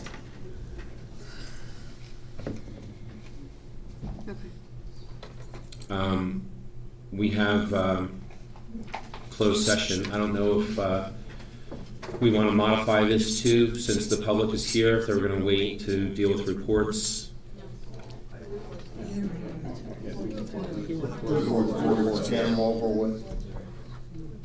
Is that what you got? I'm asking the public right out, all right? So, Council President, just so that there's no confusion and no one feels misled in the public, after closed session, everybody can continue to take action. And it says so in the resolution that was passed this evening, just so that there's no concerns or issues later.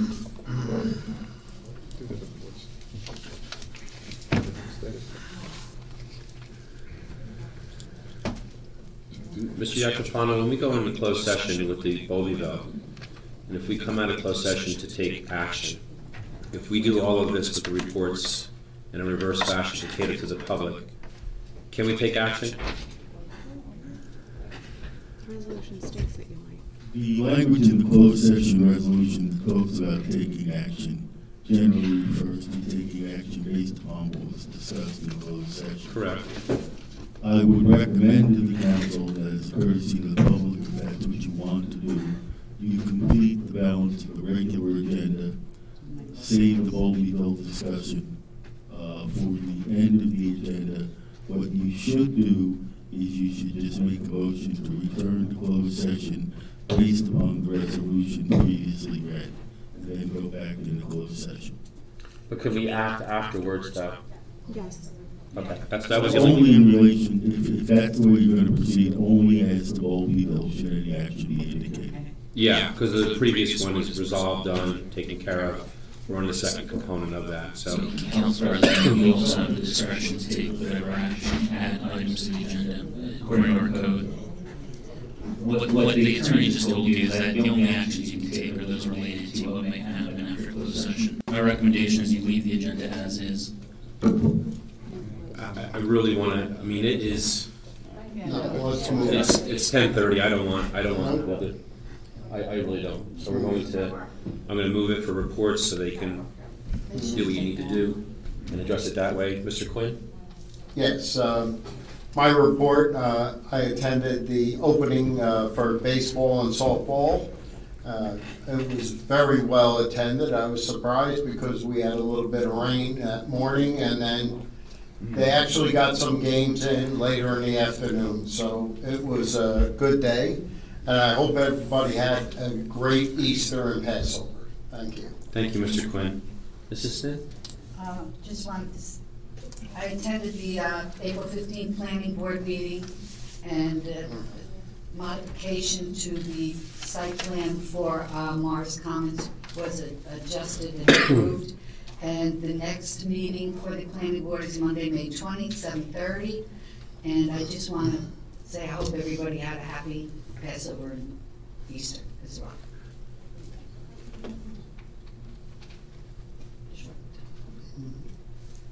Mr. Cheyenne?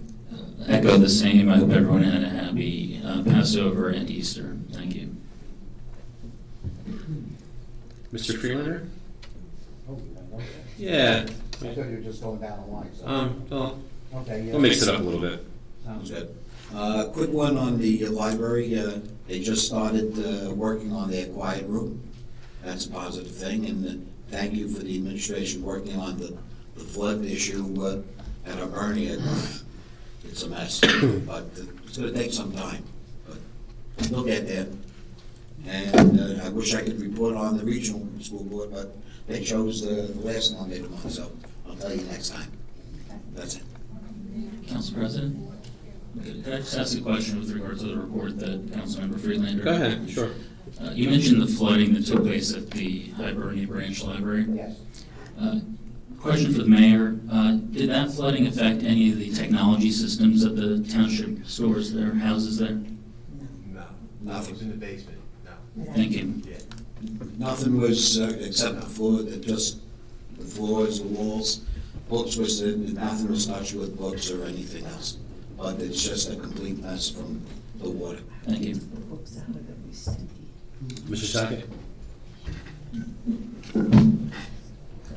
I also had attended the baseball and softball parade with Councilman Quinn and Councilman Kelly and myself and Mayor Puzio.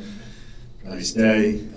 The weather wasn't the best, but I'm glad to hear from Councilman Quinn that some games were played later on that day.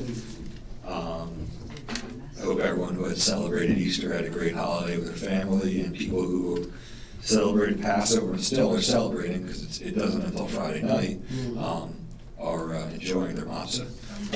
And this Saturday, April 27th, the Rockaway Township Substance Abuse Alliance will be having their turkey tray at Copeland Middle School at 4 o'clock. I will be attending. I hope to see you there.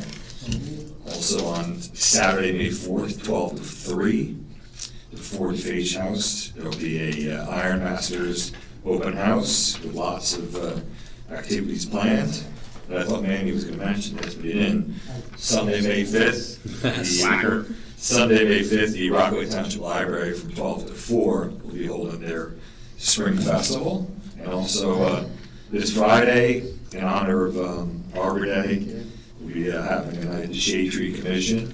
We'll be planting a tree for Mayor Atchison, 5 o'clock at Peterson Field. So looking forward to seeing you there.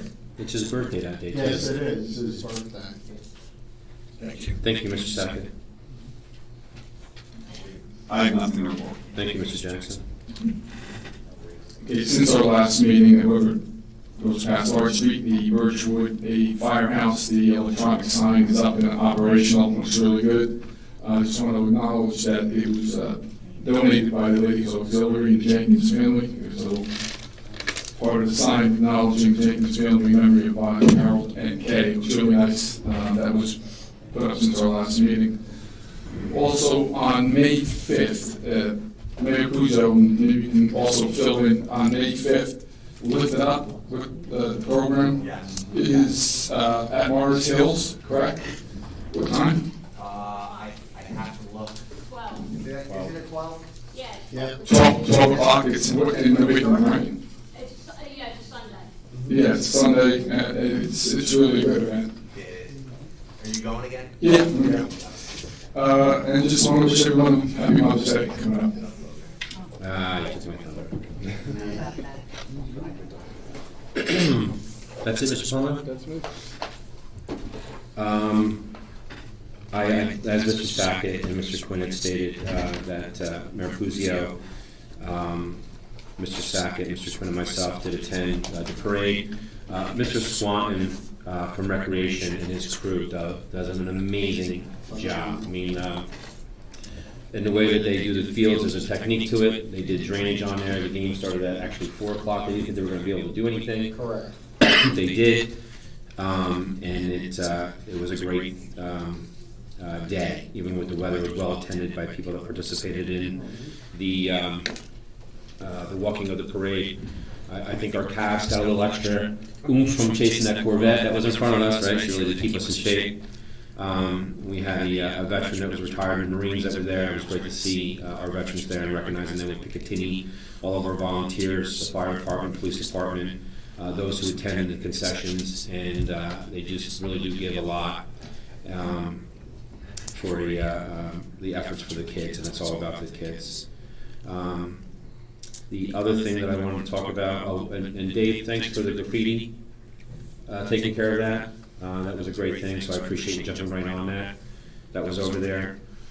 I did want to mention in the Telemark area, we have a new pizza place coming in. It used to be Sal's Pizza, then it was another owner had come in, it was no longer there. So we have Tony's Pizza that's coming in now over in Telemark. We also have the Green Pond Grill is coming in, which is Dr. McKeever's building over there on Green Pond Road. We have a local resident that's actually opening that.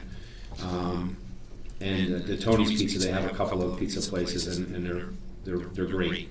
So that's really welcome to see. I also wanted to make a mention, and I don't see our engineer, she never left. Yes. FedEx is operating now. It looks great over there, the building, they're moving forward. And where the old Rockaway Motel, they're breaking ground now, digging the foundation for that. So that's great coming over in that corridor over on Green Pond Road. I wanted to mention, I happened to be at Home Depot last week in the evening, just pulling in, and I watched our police department in action, apprehending a couple individuals that robbed somebody over in the Target area, and running from Target all the way through Big Lots into Home Depot, and our police department was on them and nailed them, which was great. It was good to, I'm sad that it had happened and what took place, but our police department, I couldn't get over how fast they got these people. It was instantaneous, like a spider on a fly. And one thing I wanted to mention, we had a great person that was involved a lot with in Rockaway and Denville and some other places in there that had passed away last week. And I'm not going to name any names, but I just want to make people aware that mental health is an issue.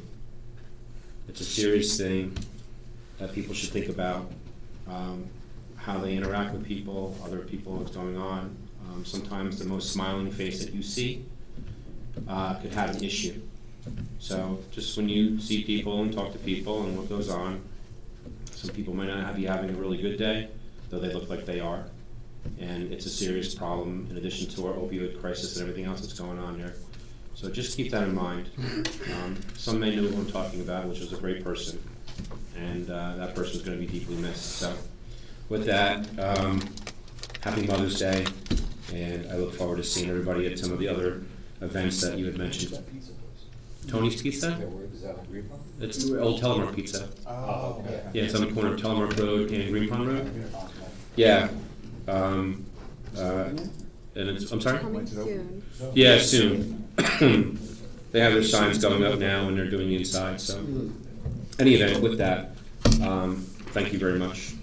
Mr. Mayor? Oh, I'm sorry, Patty, I missed you.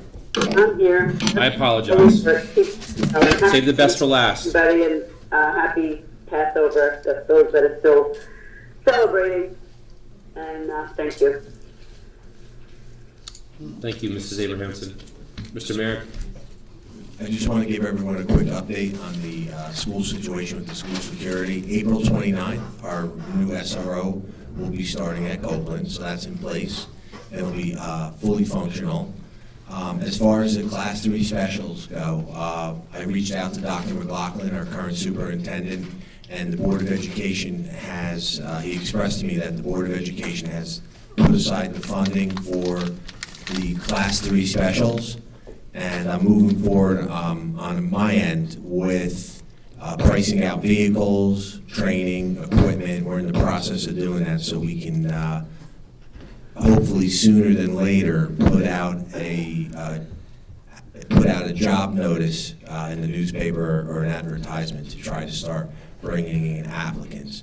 Yeah, and the FOP, I have to say, was great working with them. I reached out to them last week, and I know there was some angst over how their collective bargaining agreement was written in terms of having part-time employees.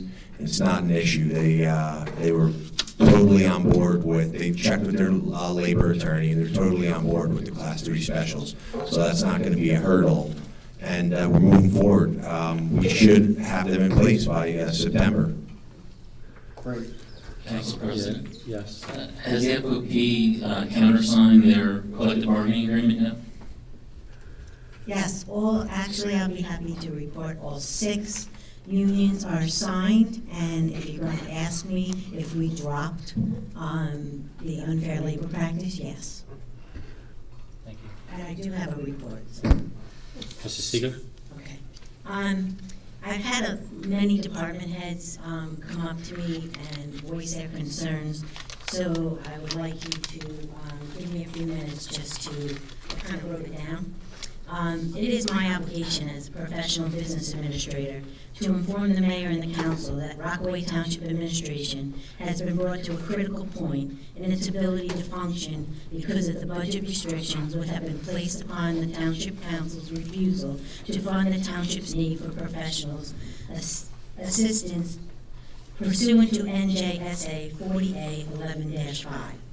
For the last 4 meetings, administration has asked for a resolution to increase professionals not to exceed amount to be put on the agenda. However, Council President has instructed the clerk not to include the resolution on the agendas as he stated tonight. This has been prevented the 9 council members from discussing and possibly taking action on the resolution. Rockaway Township has an obligation to let our professionals know we no longer have authorization to continue paying them. We cannot ask them to continue doing tasks that we have hired them for. I have called the state to inquire how to move forward and have been informed that Rockaway Township cannot pay our professionals more than the not-to-exceed amount. The state personnel who I spoke to stated that it is the obligation of the governing body and administration to come together to increase the not-to-exceed amount payable to our professionals. As you recall, when the professionals' resolution was first approved, as stated by Mr. Sackett tonight, that the amount was equal to the temporary budget of 25%. At that time, the council said it would address again when the budget was introduced. However, even after all the budget meetings have been held, the council is still not addressing the not-to-exceed funding changes, which are necessary to be made to the professional resolutions. We are now forced to stop defending tax appeals, for which legal actions have been filed due to council president's actions. We cannot go out to bid, but there is no money for the attorney review.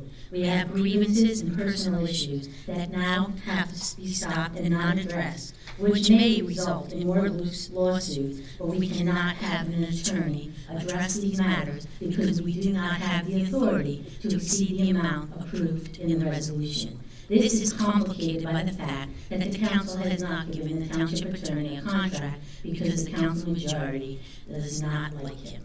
The administration has the need for professionals to conduct and assist in conducting inspections for projects which cannot proceed or move further for our residents, and it must be stopped because there is no authorization to pay for that professional.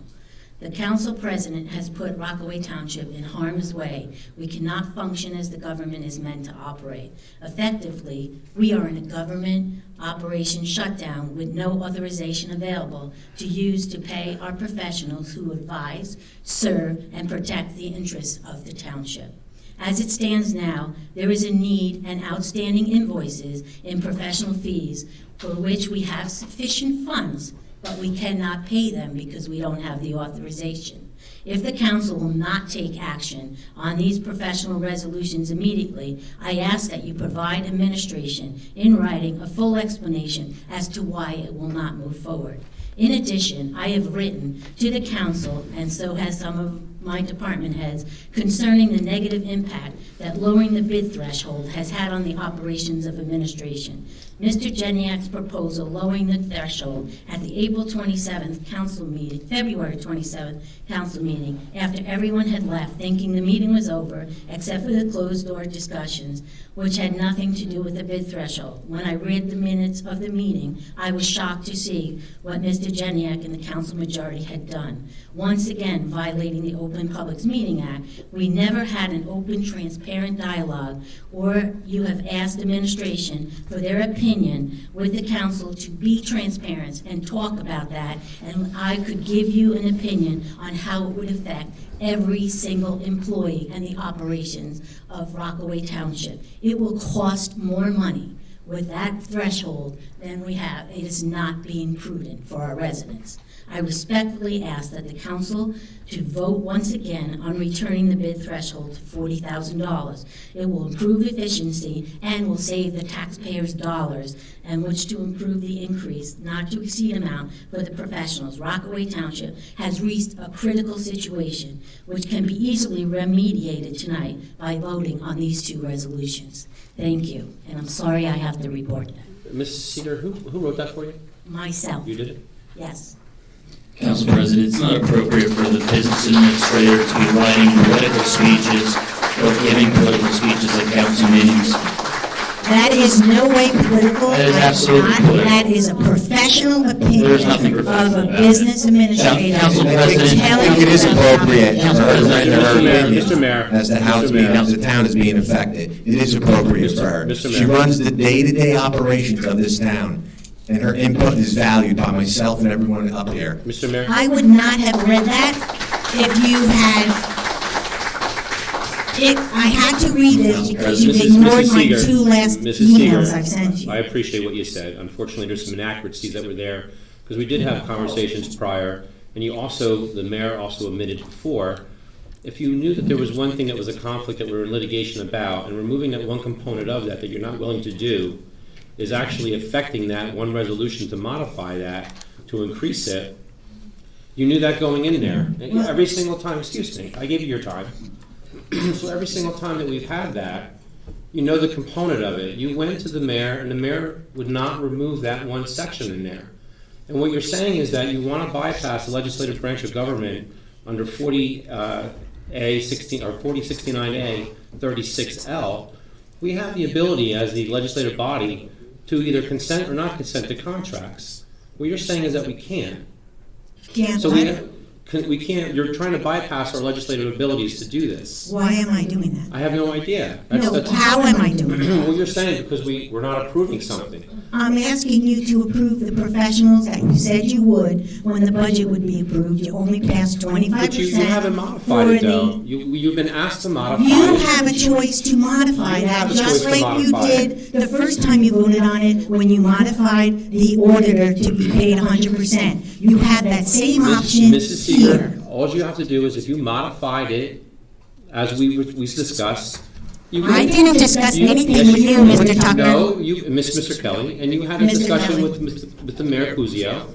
I did not have a discussion with you. You did not come see me. I didn't say, we had a discussion in your office with Mr. Dyer at one time in relation to this the first time it happened.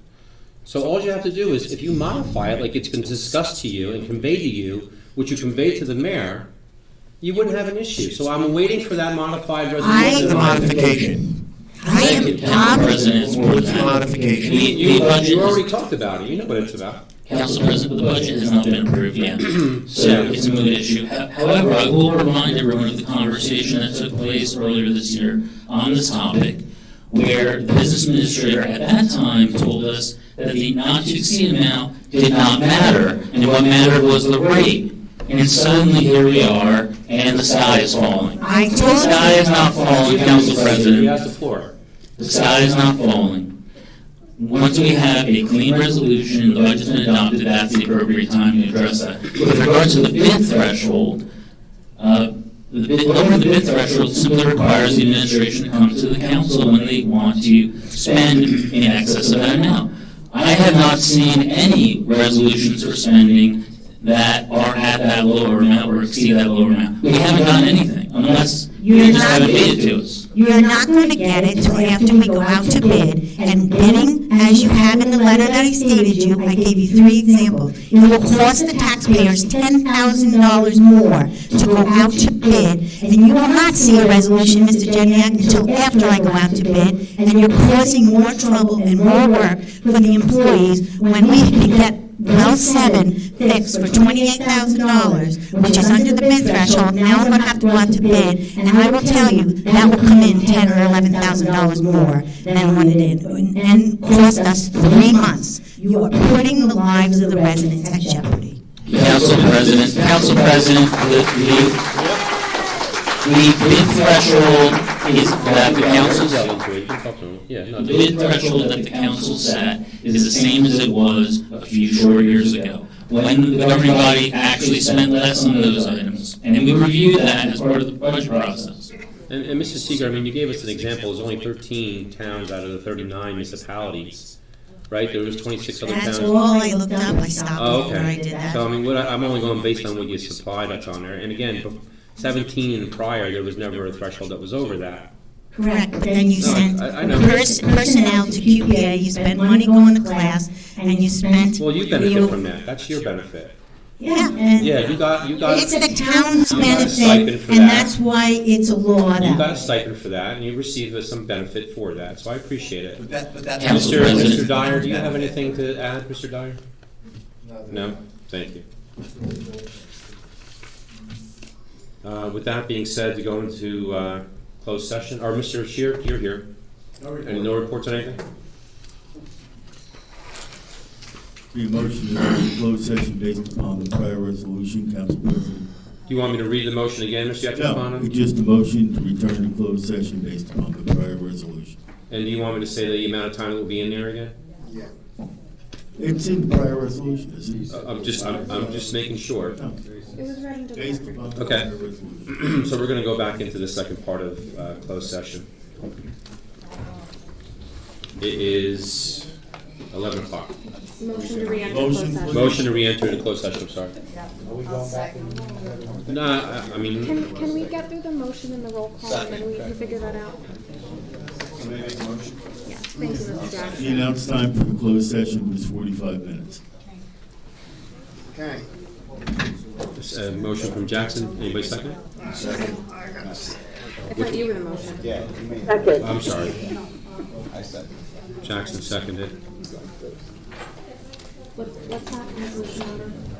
R18-86, or 1986.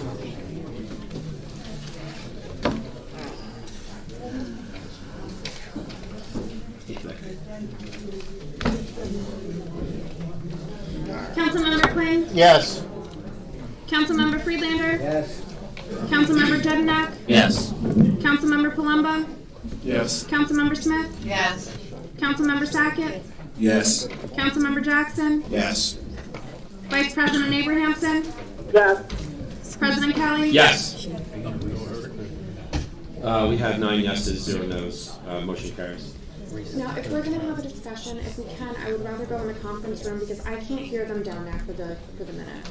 They would either need to yell or use their microphones. Well, Neither. let everybody gets to their thing. Yeah, we need better microphones then.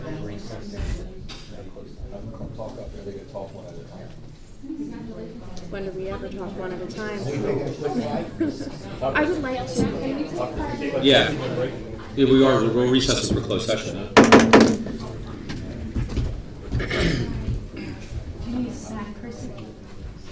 Part of why I'm running my office.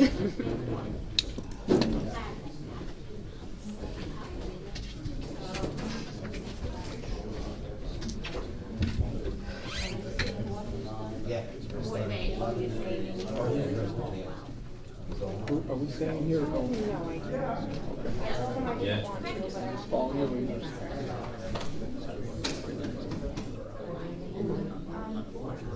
Yeah.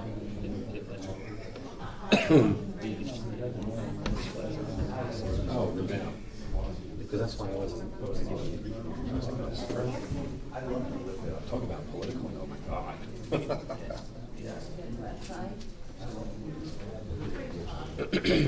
We're staying in here. Yeah, we're staying.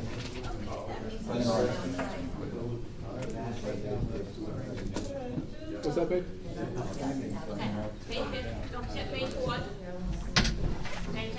Yeah, yeah. What page? Yeah, yeah, yeah. Gotta go there. That I have For down. everything, for everything that they're doing, stuff like that. Yeah. May 4th, 1 to 3, I think. How you doing, all right? The live feed is feeding, just so you all know. They did a lot, and it's still. I'm just letting you know the microphones are working and the live feed is still feeding. Understood. It's a very important part. What time is it? It's a very important part of it.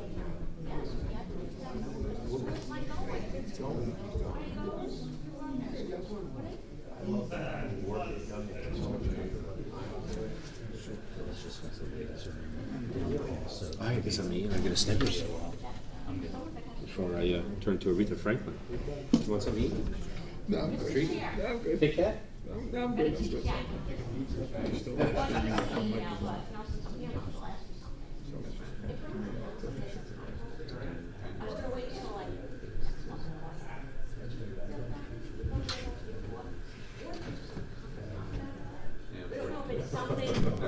That's hydraulics. Is there something the matter?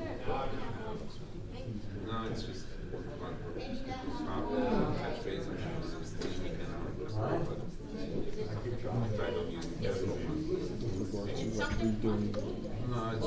and it's just work.